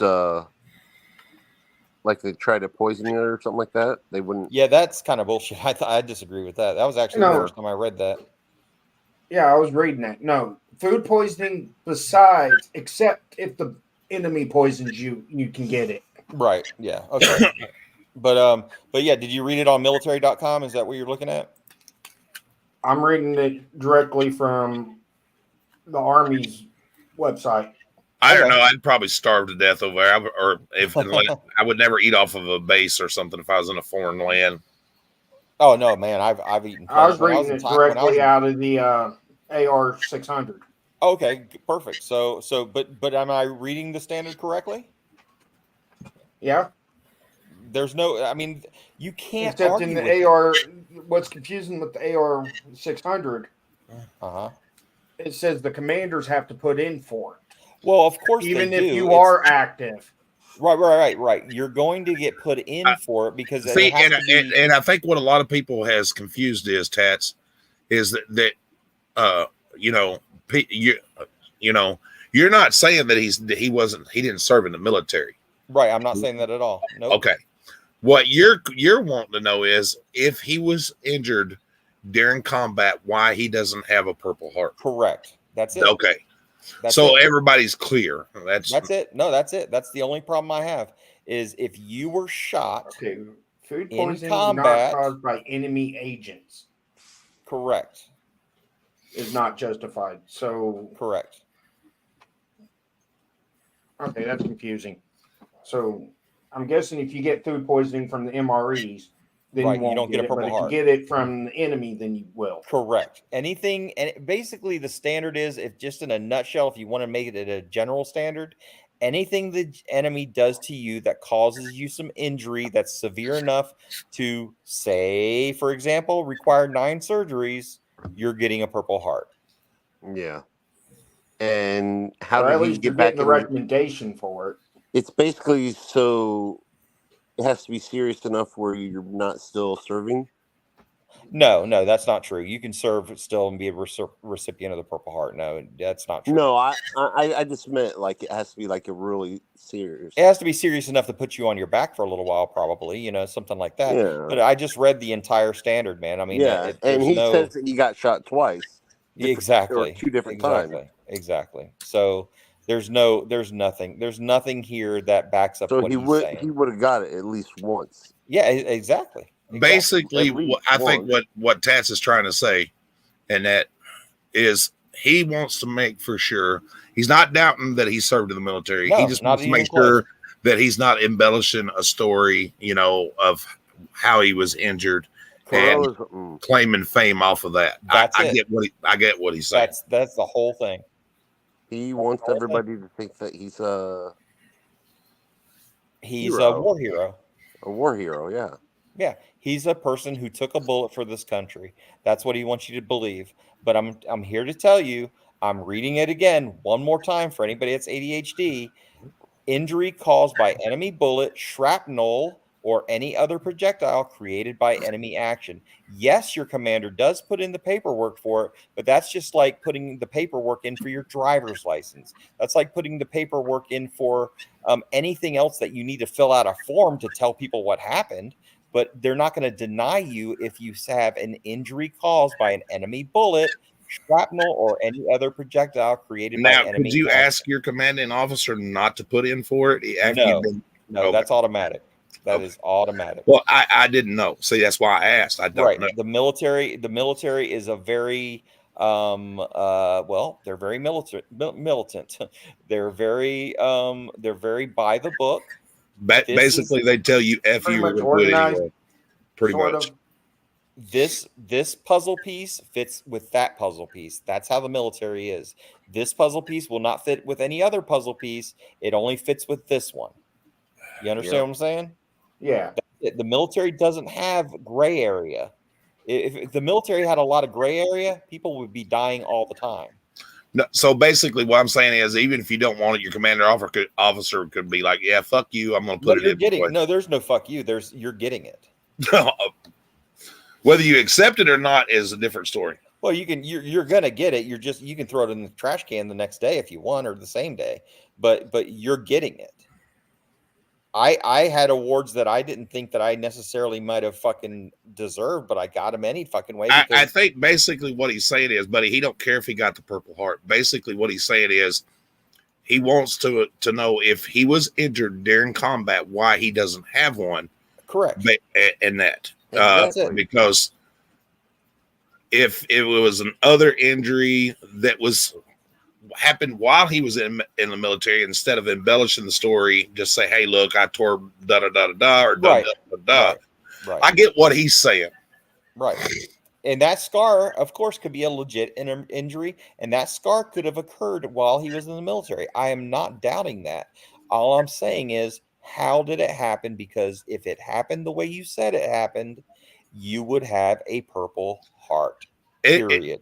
I've seen some homeless people, you know, I'm a veteran and blah blah blah. Right. You know what I mean? And Right. I maybe doubt a lot of true. those people. To be honest Well, with you. some of them is true, Yeah, but some when of you them. talk to them, that you know they're embellishing. And I had this happen where I helped a guy, Happens all the time, man. and he embellished his whole story. And when I went to help him with the VA and all that shit, come to find out he was dishonorably discharged. He'd never been overseas. Right. You know what I'm saying? It was just Right. so I get what you're saying. I can pick any scar that's on my body right now and tell you that it happened in combat, and I can show you evidence that I was in the military, and then you have no choice but to believe me.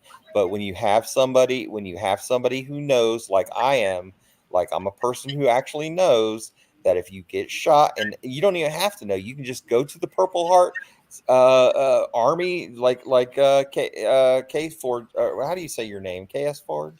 Case Ford. KS4 OFD. Oh, okay. Foxtrot Delta. Got it. So if you go to the same standard is and you just read what he read, you can't deny it. Like I said, you can't look at a stop sign and say it doesn't mean stop. Exactly. Unless you don't know how to read. Exactly. You can't say the standard doesn't mean that if you get shot with an enemy bullet and you get shrapnel in your body, you're not getting a Purple Heart. The standard says you're getting a Purple Heart if you get shot or shrapnel in your body. That's what it says. Yeah. There's no denying that. He would have a Purple Heart if he were shot and he had shrapnel in his body. And that's why. End of story. And that's why this is very disturbing, because he's using. I mean, every time I see it on TV or the news, where I see someone coming back from the overseas in a casket, or I see them in a wheelchair or in the hospital from losing their leg, or Here's the thing. or let's say they got shot and it's right by their spinal. Being shot Spinal cord. and not getting a Purple Heart is like being sort of pregnant.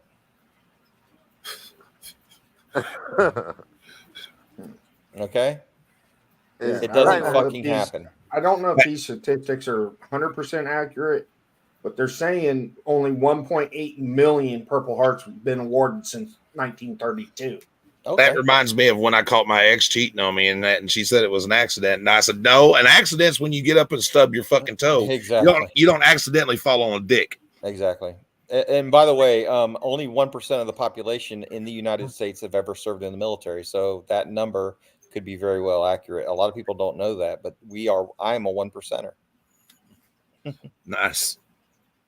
I wanted to. They wouldn't let someone who has seizures. Which also begs the question is, why are there so many fucking veterans out there? Well, it makes you wonder if they are veterans. Yeah. Because, I mean, I was going through ASVAB and then I ended up getting PDQ'd because I picked up a felony. Well, there's so many things. You know, look, when I first joined the military, I had no clue how hard it was just Who's being an ass, buddy? I'm not being an ass, I promise. It's all good, buddy. He's not being an ass. Tats he's very. How am I being an ass? More diverse than this than the general How am I not it, seeing these comments? First of all, I don't even see these comments. It's weird. I don't know. It's Nightmares. You got to click on chat. I am. I see it. Chat, and then you live chat, maybe. Yeah, that's probably it. Comments. When you click on chat, there's chat, and then there's comments. You have to click on comments. Oh, comments. This is down in the comment. I don't even see the fucking comments. Are you in StreamYards or are you on YouTube? I'm on YouTube. I mean, you can see the chat through StreamYards. Oh, he's on StreamYard writing this. Okay, got it. No, he's on YouTube, but we can see it on StreamYard. I see it. He's not beating ass. He's real dedicated and he served. Buddy, I don't know how many people you've lost. Buddy, let me explain this to you in a way that maybe you can understand. All right, I explained this way to Gregory just yesterday, so maybe, and it was good enough for Gregory to understand. I'm not saying Gregory's stupid or anything.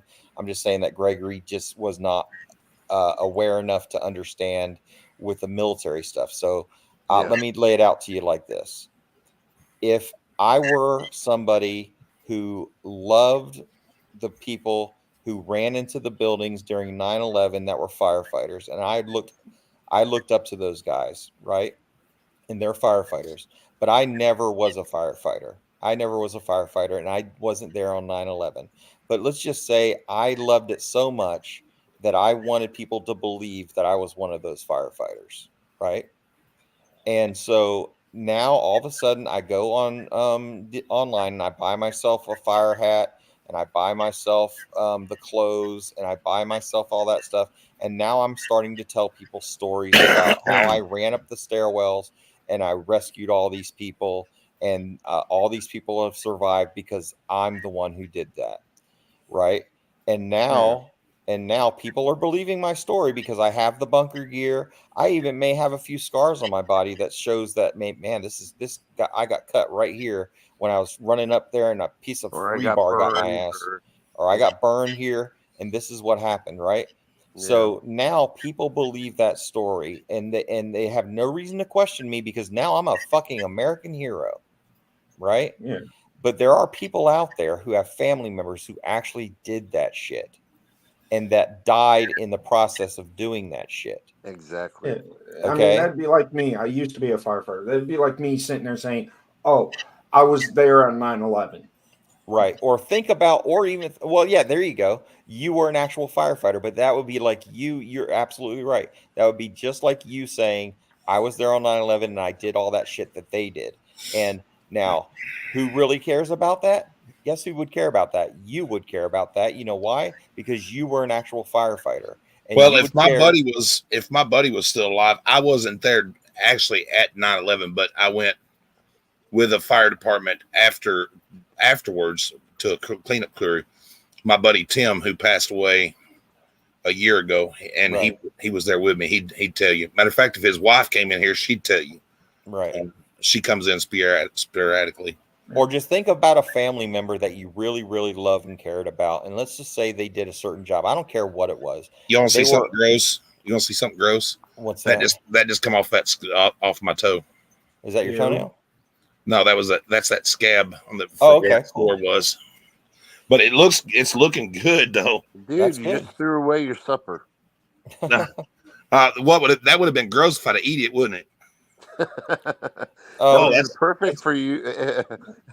I could see Gregory doing that. Oh, you know? It's got a nice little spot there. But buddy, you're welcome to come up on the panel and talk to me about it. I mean, I'm not mad at you. I just don't think you fully understand. Because you've never had people that died. I let me bring up another friend of mine who died.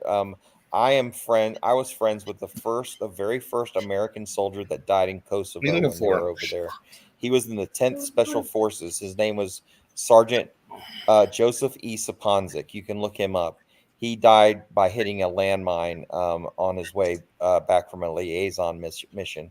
And he got a Purple Heart. He died en route to the hospital. He didn't even make it to the hospital and died en route to the hospital. He was a Green Beret, an American hero. He died in combat. He was the very first one died in Kosovo due to hostile action. And you can easily look him up. The president of Kosovo actually came to the United States and laid a wreath on the tomb of the unknown soldier to honor Joseph. And that is another example. And I can go on. I have hundreds of friends and very close people who I would consider family that died in the line of duty, or actually have had their legs blown off, their bodies maimed, they lost their vision, they can no longer talk, hear, speak, or do anything, and they have Purple Hearts that were pinned on their chest. And for somebody to claim that they were wounded in combat and they did not receive a Purple Heart takes away from every one of those people who actually did. Especially every time Yeah. that he What I'm uses fixing to show you guys, keep in mind, to I'm a make those diabetic, so I wanted to show you super something. Oh, I'm a diabetic too, sir. See, my foot's starting to look better. Okay, that's good. Yeah, Yeah. there's no infection there. That's good. No, see, but I Yeah. got dry skin. See how dead my skin on my feet is? Yeah. You know what caused that? And I didn't realize at the time, being overprotective of my feet, that I was actually doing more harm to myself. Oh, well. What'd you do? Than I was doing good. I used to wear socks all the time. Oh, Everywhere. I don't wear socks hardly ever right now. And it finally was cutting the circulation off to my feet because my legs swell and that. Yeah. Oh, so do you have congestive heart failure as well? No, Oh. I have because of my diabetes, I have to take water pills because if not, I got you. Yeah. you know, with diabetes, your kidney function is not like. I know. I think I've told you what happened to me, right? With diabetes. Did I ever tell you? Are you 1 or 2? I'm type 2. My mom's 2 also. Yes, I have to take a shot of Ozempic. Yeah. What happened to me actually happened about 2 years ago. And I was, and you would think with all my medical training and everything, I would have immediately knew what was happening. But when it happens to you, a lot of times, especially when you do have medical knowledge, you start going through a list of shit that it could be, right? And by the time you're done, you could be dead. So, so I was noticing that my vision was getting blurry. I was noticing that I was drinking and never quenching my thirst. I was getting really crazy about drinking. I was like researching water just because I was obsessed with it, right? And so eventually, my wife started noticing that I was not acting myself. I was completely loopy and not saying things that made sense and things like that. You know, when my sugar goes high, what happens to me? I get very ill. Oh yeah. I get hateful and everything, and I can't help it. I mean, I don't even realize it. I did here's something you can too. Here's something you can appreciate. I need to get some test work done. Make sure I don't have diabetes because I could take 2 liter and drink that. That would only last me for half the day. Right. Well, it depends. It depends. But for me, I could drink that 2 liter and not feel the effects of it like I just drank anything. Oh yeah, exactly. That's one thing. Yeah, I could. Prime example of how my kidney function is sometimes. Yesterday, during that 6 hours that we were out, I drank a coffee. I drank two 16-ounce diet Pepsis, and I drank a bottle of water and a glass and a half of sweet tea before I went and pissed.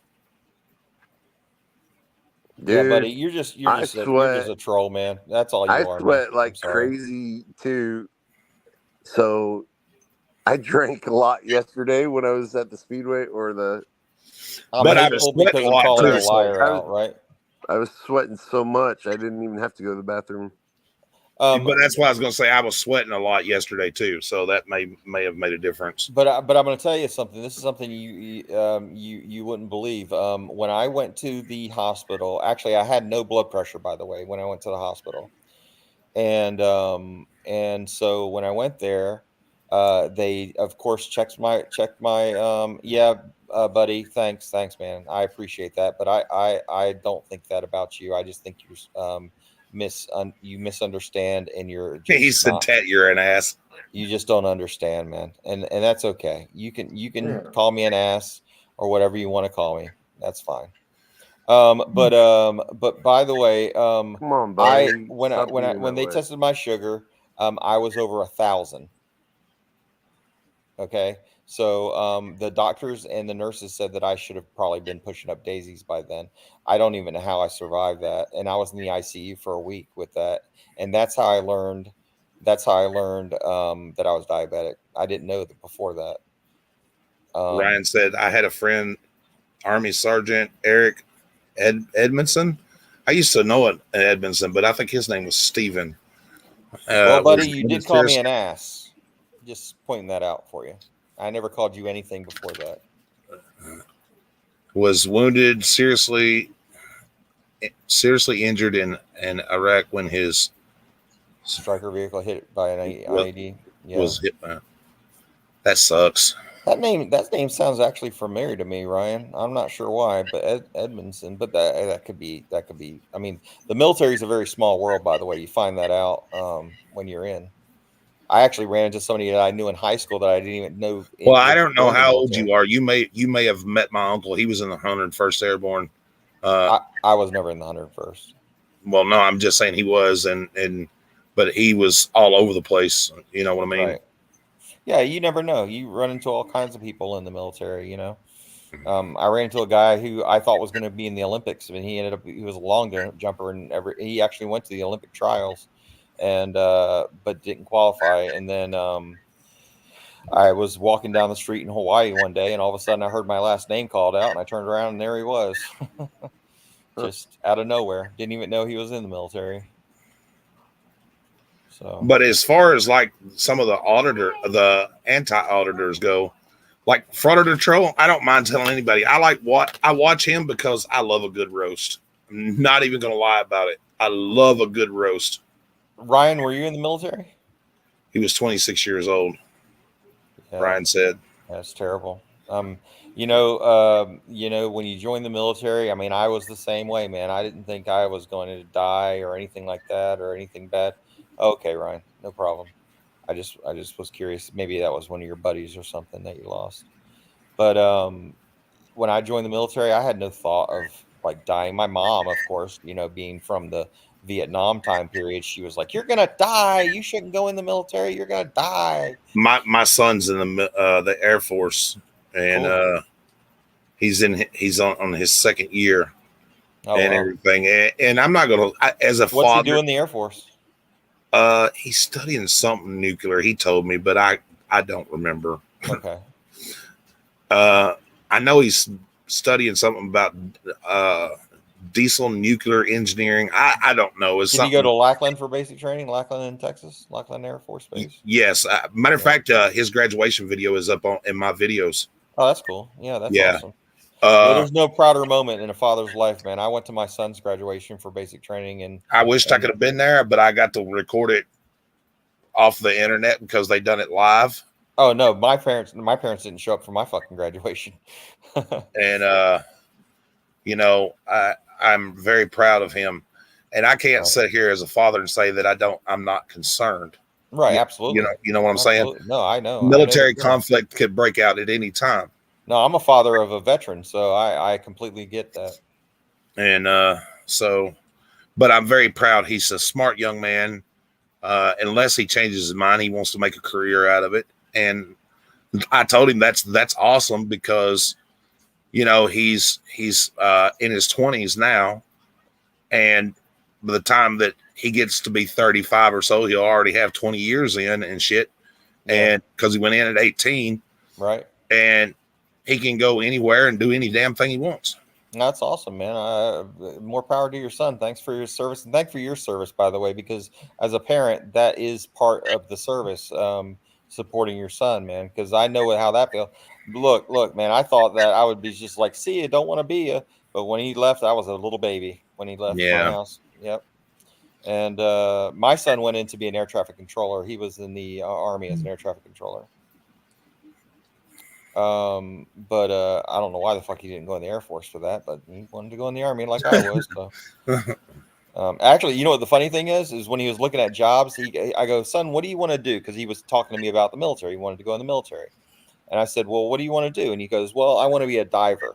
I said, okay, cool. Because I'm a scuba diver myself. And he goes, but I wasn't a scuba diver in the military. I just was a scuba diver. Right. And my son was like, I want to be a scuba diver. So I was like, okay, so what branch of service would you like to go? And he goes, Army. And I go, well, we do have divers. The Army does have divers in the Army. They do work. They used to work on the Panama Canal, for instance, and things like that, and do technical work. The Army does have divers, but there's very few of them. Well, now I want to be a firefighter. Okay, well, what branch of service do you want to be in? Now, for the firefighter, usually it's the Navy. Navy is a firefighter. Well, he wants to go in the Army as a firefighter. I looked around, and of course, they do have one small platoon of firefighters in the Army. Didn't go in there for that. So I go, okay, so what else, son, do you want to do? Because none of those jobs were available. And then finally, his recruiter was telling him that air traffic controller was available. And I was like, well, why don't you go in the Navy or the Air Force for that? Because that's what they do. Nope, I want to go in the Army. So he was an air traffic controller in the Army. I was like, well, no shit. So he went to Fort Rucker, Alabama for his training for AIT, which is Advanced Individual Training. Just like I went to Fort Sam Houston, Texas, and San Antonio for my medic training.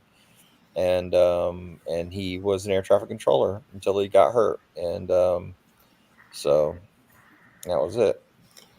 Well, thank you and him both for your service. Yeah, man. I mean, but I'll tell you, man, that was a long fucking day for that graduation. By the way, you're kind of lucky you didn't go because, man, that was exhausting going out there for that. Cav Scout, huh? Yeah, I like my Cav Scouts, man. I wanted to go into the Navy. You want to know what I told them what I wanted to go in for? I wanted to be a cook. Oh yeah, no, cooks are great, man. I loved my cooks. I wanted to be a cook. Man, I actually have huge respect for cooks, man, because I'm going to tell you something. Some of the very first casualties that we had in Iraq during the first parts of the invasion were cooks. They actually made a wrong turn, and I can't blame them. It was the fog of war, and they made a wrong turn down a road, and they were captured. Do you remember that black female they kept showing on the news that was captured? Remember that? Yeah. Big wide eyes, and she was really scared and stuff. Those were cooks. That was a cook unit that was captured, and my hat's off for them, man. They did their thing. They tried to defend their convoy. They tried their best, but they weren't a combat unit, so they weren't really. Back then, they didn't train units like that, like they do infantry. But now they've stepped it up, and now support people get the same sort of training. Would you say that they didn't like cross train? Not back in the day. No, not back in the day. What kind of unit was that? Because they would be in headquarters company. So usually, like I'll just give you for instance, an infantry battalion, which is about 2,000 people, right? A battalion consists of companies: Alpha, Bravo, and Charlie company. So you have 3 battalions, and then you have a headquarters company. The headquarters company would consist of the cooks, the medics, the supply people, all of those support people, right? And then you have special the infantry, things like that, right? And then that's known as HHC, headquarters and headquarters company. So and that's something I probably could have joined. Well, that would be no. That's that's where you would be if you were in the support of, let's say, infantry soldiers, right? Okay. So for me, I had a medical platoon, which is about 30 guys, right? 30 medics for the infantry battalion, which was about 2,000. So each medic was assigned a platoon of infantry soldiers, and we would be the medic for that particular infantry soldier. But they wouldn't let me join with my seizures. So yeah, I got it. Yeah, and like mortar platoons, those would be HHC battalion mortars and stuff like that. So so in other words, cooks would be in the HHC, and we all lived in the same kind of barracks. So we were all living in the same barracks with each other, all the support people. And then when the infantry deployed, if you were attached to an infantry platoon, then you go out with your infantry platoon and do whatever they do. Yeah. And, same thing in combat, you're deployed. And then, of course, as a medic platoon, we have a battalion aid station. So what happens is in combat, that's the most forward, higher level of care. And that usually has a physician assistant and nurses and other medics and ambulances, and they're forward towards the front lines. So when I get casualties, I send them back to the battalion aid station via helicopter or field ambulance or cargo vehicle or whatever means I can get them fuck back there. I've heard a lot of different stories. Like I forget exactly what it's called, but I think it was in the Navy. They were talking about when you pass the equator. Yeah. Oh, you get the polywog or some shit. They make you crawl through the shit or something like that. fucking weird. Yeah, I know what they do. Navy's and weird. Man. whether and it doesn't matter what your position is. Anybody calls themselves a seaman is weird. Like But they you joke could be, about you us. could We be the fucking joke. general, and you still have to do it. Oh yeah, no. My Yeah. dad was in the Navy, so I know all about that. Yeah, they were talking about that. I was like, what the? Why would the fuck would you do that? That's Actually, the weird. reason why I didn't join the Navy, and I'll tell you exactly why, because I asked my dad about going to the Navy, and I said, Dad, I'm thinking about going to the military. What is the Navy really like? Don't bullshit me. And he said, it's like being in prison, son. And I said, I'm not going in the Navy. Because once you're aboard ship, you're aboard ship, and then you work like 12-hour shifts, and then you're off like 12 hours or something weird like that. And in the Army, if you're back at garrison, which means if you're back on your home base, basically, and at 1700 at 5 o'clock in the afternoon, typically, when that fucking flag drops, you're off of work and you can go wherever the fuck you want and do whatever you want until the next day, and then come back as long as you're not in the field training or something like that. So you can go anywhere you want, go to the beach on the weekends, whatever you wanted to do. The Navy trapped on that fucking ship, and you go wherever the hell they're going. You know, So you never know about that type of or this type of stuff, and that's why I wanted to ask these questions, because like for example, like, I was watching the movie the U.S. Indianapolis. Oh yeah, no, yeah, that's a terrible story. Yeah. I'll tell you this: the military is being in the military in peace. And it's like they didn't do anything for them, and then until Clinton, what was his name called? Carter. Yeah. That they blamed for. Yeah. No, I was going to tell you. And then Clinton pardoned him. Yeah. Being in the military is many jobs are just like being in a civilian job. You go to work at like say 6 o'clock in the morning, you get off at around 5, and you basically just do your thing all day, and then you go home, and that's it. That's just what it's like. But of course, if there are deployments, though, you're going to go on those deployments, and you're going to be gone from your family for quite some time. Normally, and of course there's always that chance of being killed if you go into hostile areas, but it's a lot like being in a civilian world, and it kind of reminded me of a college campus, because everybody was really young usually, and everybody had their little parties on the weekends. I mean, my God, the worst thing you ever wanted to hear on a weekend is a fucking infantry barracks. That is the loudest shit on the planet. And, oh my God, it's wild, man. We had a guy that turned his entire fucking room into a swimming pool one day. He put tarps down and fucking covered all the electrical outlets with tarps and duct taped it all up and everything, and just fucking turned his whole room into a swimming pool. He graduated from Shepherd Air Force Base in Texas. That's what I was doing. Was looking. Where your son went? Yes. So that's where he went through his advanced training, though, right? Not his basic training. Unless they changed it, because he went for basic. Oh, okay. I'm not familiar too much with. That's my young man right there. That's awesome. Handsome dude, man. That's my boy. Yep. Hey, man. I feel you, man. Though, because I know the. Sorry, I'm getting a little emotional. No, man, dude, it's okay, man. I get it 100%. When's the last time you've seen him? I haven't seen him in 2 years. He went overseas, and I know he's back stateside somewhere. But he just bought a house. Is he married and everything? Yes. Oh, cool. Yeah. And I got a little one on the way. I'm going to be a grandfather again. Oh, that's awesome, man.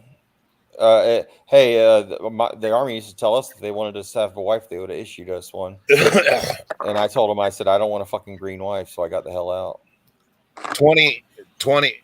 21 years old and already bought a house, married, and got a child. Sounds good to me, man. Sounds like the life. Hopefully everything works out for him, because, man, a lot of guys, I'll tell you one thing. A lot of guys, man, they get destroyed when their spouse is cheated on them. You don't know how many times I sat in the barracks room with Oh, I know. people on suicide watch because their spouse cheated on them while they were on deployment. And Well, I'm gonna tell you what. I'm proud of the young man, and it's I'm glad he's doing something better than I've done. yeah, man, it's awesome, man. I mean, there's nothing. Well, I'm gonna tell you, for me, I didn't really see much of a future other than the military when I was a kid, man. It was just the way it was. But anyway, Really? yeah. Oh man, yeah, cool. That's awesome. That's a cool jet. What kind of jet is that? Do you know? It looks like an F-18 I have or no something, clue. or F-16. Probably an F-16. I have no clue. I wouldn't know a damn. I'm not up on my damn identification. I used to know all the fucking jets because we had to learn like looking up in the sky and try to identify them by their silhouettes, tanks, and all kinds of vehicles. We had to learn, but I don't remember half of it anymore. I know the F-16s, and I've heard of a MiG, but that's an older one. But it's just something I've heard on TV. Yeah, MiGs those are for Russian, right? They're Russian. Let me tell you the baddest ass thing I've ever those seen are perform is that the A-10 Warthog, man. That is my favorite aircraft of all times. That motherfucker will rain absolute hell down on anybody that the Taliban and all them were absolutely petrified of that thing. Really? And oh man, they would shit themselves just You didn't leave them in the car, did you? They would shit themselves just hearing it come towards them. Well, then they probably fell down between the couches. I did. I looked everywhere on the couch. I know how you look for it. Look again. It is an amazing thing. The A-10 Warthog, man. I hope they never discontinued that. I heard that they may have already. I'm not sure though. I heard that they were thinking about it. Oh man, the A-10. They don't need to get rid of the A-10s. They just need to revamp them. Right. Nah, the A-10, man. That is a lifesaver. The A-10 is a lifesaver, man. I'll tell you what's damn proof. You know when it's coming. Yeah. Did you even notice I dyed my hair and shit? Oh, I've noticed. I noticed. You look kind of piratey now. I'm gonna come steal your booty. Oh, you look younger.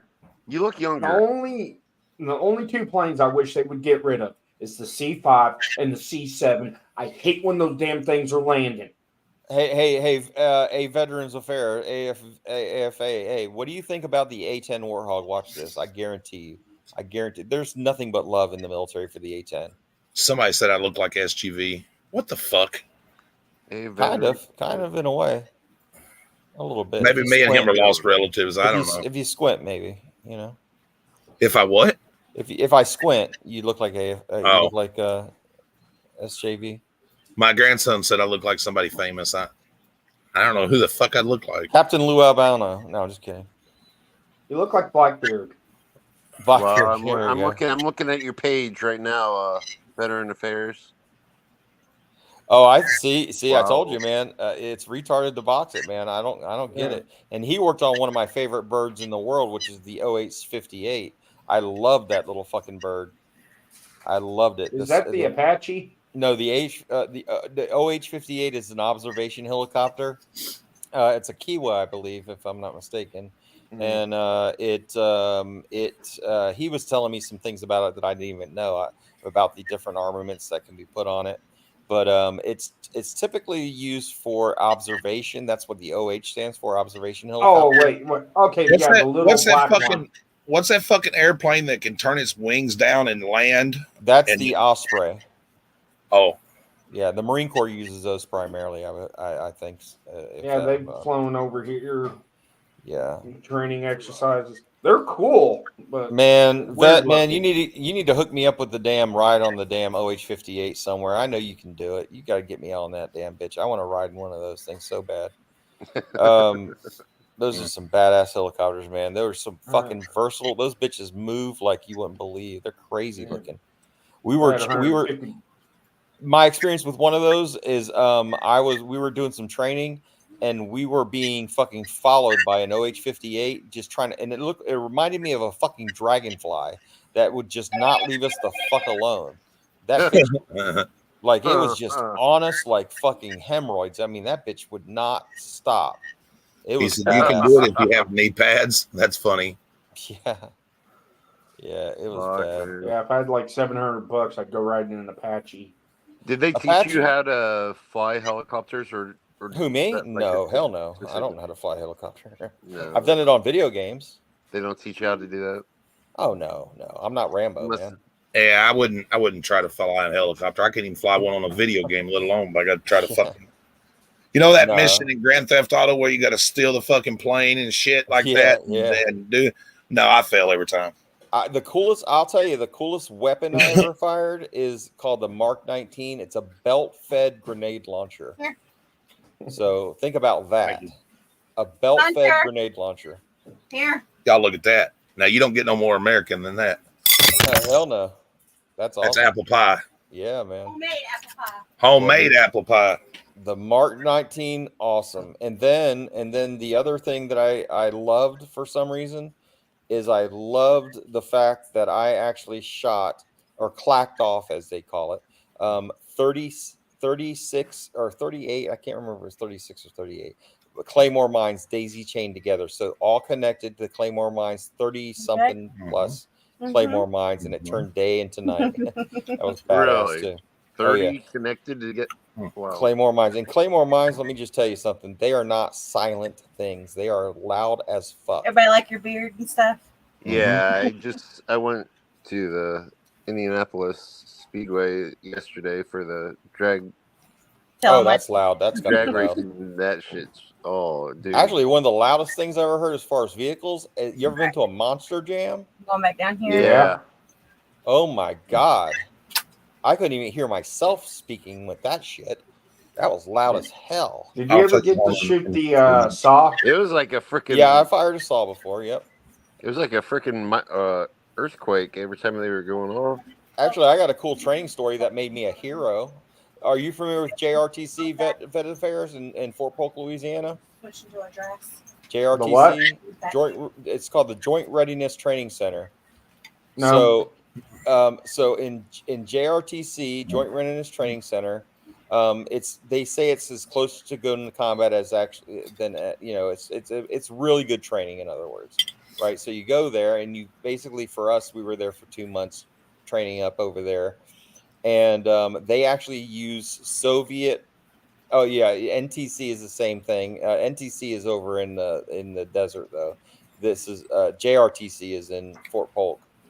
And yeah, oh, you got stuck at Fort Irwin for NTC. Yeah. But Fort Polk was fun, man. I'm gonna tell you. But I'll tell you a cool story. So my platoon was knocked down to 6 people left. Okay, so we only had 6 people left out of my entire platoon, and I happened to be one of them. And I was given the 60 machine gun at the time when we still had 60s, M60 machine gun. And we had a Hind helicopter, which they had a replica Hind helicopter that flew over us, and we were going to let them observe us. And what our plan was is when they observed us, they found our location, we were going to dig false fighting positions, and then we were going to fall back and let the enemy come in on us. And then we were going to call artillery fire on top of them to kill them as we retreated back. And which was a good plan, with only 6 motherfuckers out there, right? So I noticed, being on the 60, I noticed the door gunner came out with his fucking door gun, and he aimed it right the fuck at me, right? And I popped my damn 60 up, and I just fucking let him have it. And all of a sudden, now you have to understand, in NTC, like he's mentioning, or in Fort Polk, Louisiana, they use equipment called Miles gear, which is like laser tag, if you will. And you fire blank rounds through it, but it fires a laser out instead of bullets. So when I hit that fucking helicopter, I could not believe it. A lot of people would say I'm lying, but I'm not lying at all. I shot that motherfucker down because this little light came on underneath it that indicated that I shot it down. And what they had to do is land in the nearest LZ near there, and we actually got to go through the fucking helicopter and take all their fucking intelligence shit, their maps and all that stuff. And when we were having our after actions review, like I was talking about in that training exercises, what you do is you have your after actions review. They were asking, they're like, who the fuck shot us down? And they were like, Doc did. I was like, yep, fucking medic shot your ass down, asshole. Hell And yeah. yep, so I shot him down. That was pretty cool. Wow. Yeah, I was a fucking hero, man. A fucking hero. Yeah, right, buddy. I was a fucking that was training, buddy. That's a difference. I'm not claiming real shit there. I'm claiming that I was playing laser tag with Miles gear that the Army issued me, and I shot down a Hind helicopter in training. And in training, I'm going to tell you about training, the difference between training and real life. You're a hell of a lot braver in training than you are in real life. Yeah, because if you fail, Exactly. you're not dying. Exactly. You can do a whole hell of a lot. I've seen people stand up right in the middle of fucking fire and just start laying down the fucking fake lead in the middle of training that they would never do in real life. Or at least you hope not, anyway. I hope not. Yeah. So I'm just saying, buddy. No, that kind of sounds like something I would do. Spray and pray in the middle of actual fire. Now, in an actual ambush, though, you're supposed to charge the line. If you're getting ambushed, you're not supposed to get pinned down and just stay in place and try to fucking just ride it out. Because if you're in an ambush, you're gonna die. You're gonna end up dying if you just stay still. You have to charge the line. Is what the method is to do in an ambush. You have to stand up and fucking return fire and try to gain fire superiority, or you're gonna die any fucking way. Yeah, it reminds me of that movie Black Hawk Down.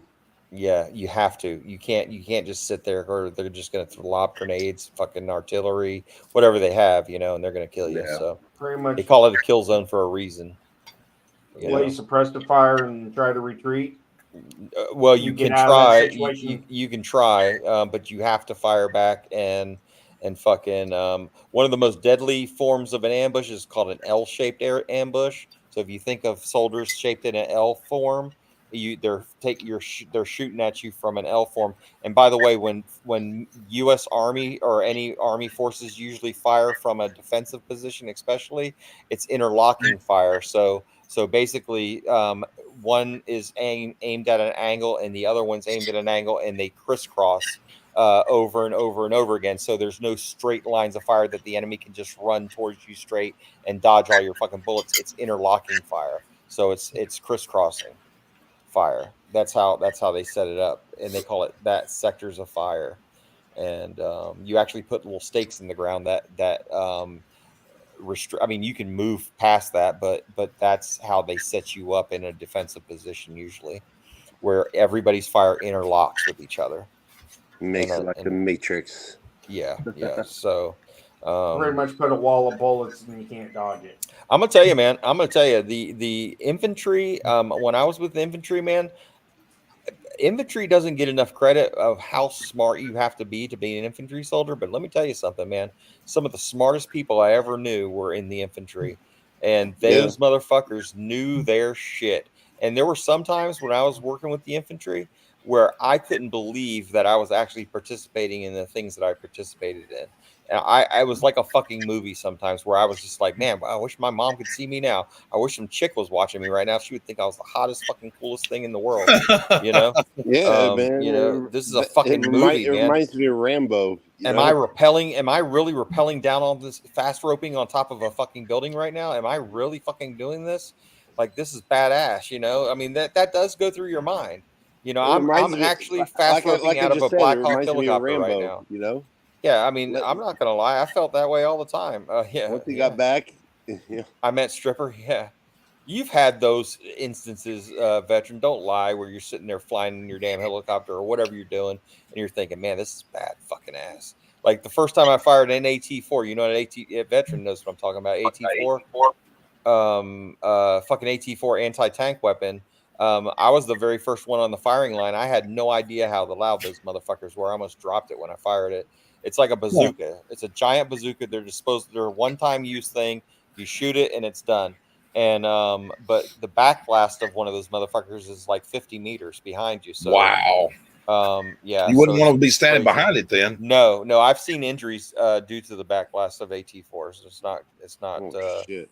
It's not anything to fuck with. And I wonder AT-4. It could have been something like that. Oh, you only did the only trainer for so you fired the little 9mm round out of it, like the little tracer. Yeah, but the live ones, man, oh my god, those are loud Maybe as that's shit. what Wrangler did. You know, Well, maybe. I mean, look, and I'm it not hit him saying right like there in the shoulder. Bam! to go on Wrangler. I would never take away from his service that he did honorably. I have no problem with that, man. If he served and he did his thing, and he said, "Look, I hurt myself this way, that way, and this way," I would have no problem with that, man. I would say, you know what, Wrangler, thanks for your service, buddy. You know, we may not agree on the First Amendment thing, but you know what? You're a fellow veteran. I thank you for your service. Exactly. But if you tell me that you were shot in combat, hate to beat this dead horse again, but if you're shot in combat, you get a Purple Heart. End of story. Yes, they do fill out paperwork like anything else. They do fill out paperwork and they put it in, and then you get it back. It's like writing a check. If you have money in the bank, you're going to get that money back. Veteran, let me ask you a question. If I get shot, now this is somebody independent of me. I'm not. He's just Veterans Affairs, and I'm me, and he's a combat vet, right? How many guys do you know that were shot in combat that did not receive a Purple Heart? Okay, Nightmare, will you reply his comment or his comment to that answer or his answer to that question? Huh? How many people? Will you Veterans post Affairs. Veterans Affairs. Let me ask you a question. his None. answer to this question? What was his answer? What was his answer down there? I don't Look, know. I can't see the chat. in StreamYard. How many got the Purple Heart? None. No. How many got shot in combat and did not get a Purple Heart?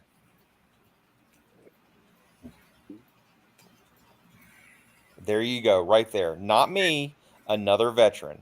If they got shot, they got a Purple Heart. There is no gray area. There is no gray area. If you get shot in combat, you get a Purple Heart. Am I right, Vet? Am I right? Am I wrong? I mean, if I'm wrong, tell me. Tell me that I'm wrong if I'm wrong about that. Because I'm not. I already know that. But Yeah, I checked his page. I subscribed to him, so. well, indirect fire, that's different. Yes, correct. I'm correct. There you go. Bam. I dropped the mic. Drop the mic. Drop the mic. Actually, veteran, I would look into that, buddy. I would look into that if I were you, man. To be honest with you, that indirect fire thing, I would look into that.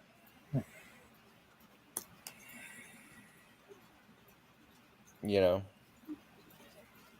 But if you get directly shot, that's not indirect fire. That's you're shot. You know? Just saying. Just saying. You know?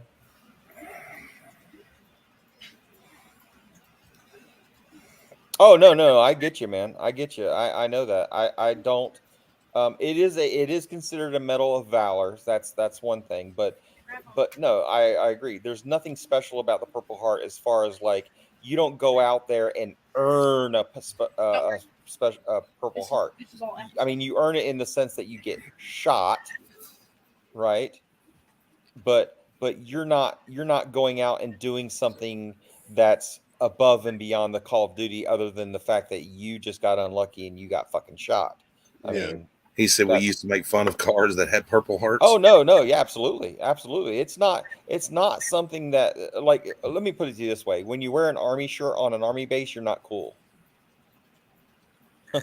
You know what I mean? I get it. You're not cool wearing your Purple Heart on an army base either, because a ton of people else have them. You know what I mean? Well, you know what gets me? It's like I would come across the channel the other day. I won't say nothing because I don't like calling people out. I'm not like that, you know.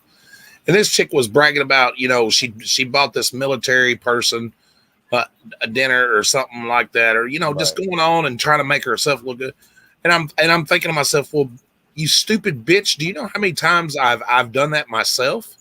You know what I'm saying? And never say a word about or come on looking for gratification because I bought somebody that serves or has served a dinner. That's the least I can do.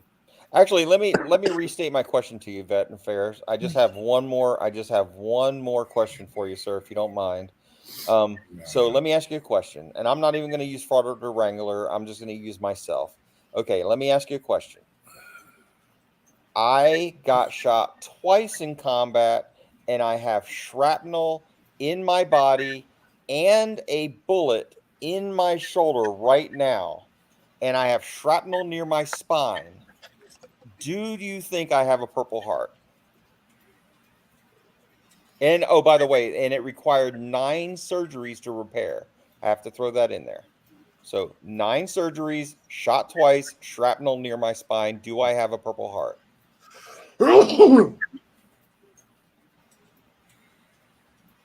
Yes. There you go. Case closed, man. Case closed. He's full of fucking shit. And any veteran that tells you otherwise, you should. Yes, you should have it. Yeah, absolutely. Absolutely. Yep. Sorry. I mean, and look, Wrangler may be a great guy any other way. He may be. I don't know. I don't know the guy very well. If he still had something in his arm, he'd be suffering from sepsis right now. Or whatever. You know, whatever. I mean, look, like I said, I don't deny he served. He did serve because he has the fucking VA card. Of course, anything can be fake nowadays. You just never know. Right? That scar he has on his shoulder, yeah, he has a scar on his shoulder, but that could be any fucking thing. You know how many scars I have? Yeah, that can be anything. That can be any fucking thing. I can show you scars all day long and tell you, yeah, the brown recluse bite on my leg. Yeah, I got shot right there, man. It was fucking awesome. You know? I was stabbed in the shoulder by an ice pick. That sucked. Yeah, exactly. They really do suck. Things like that Yeah. sucks.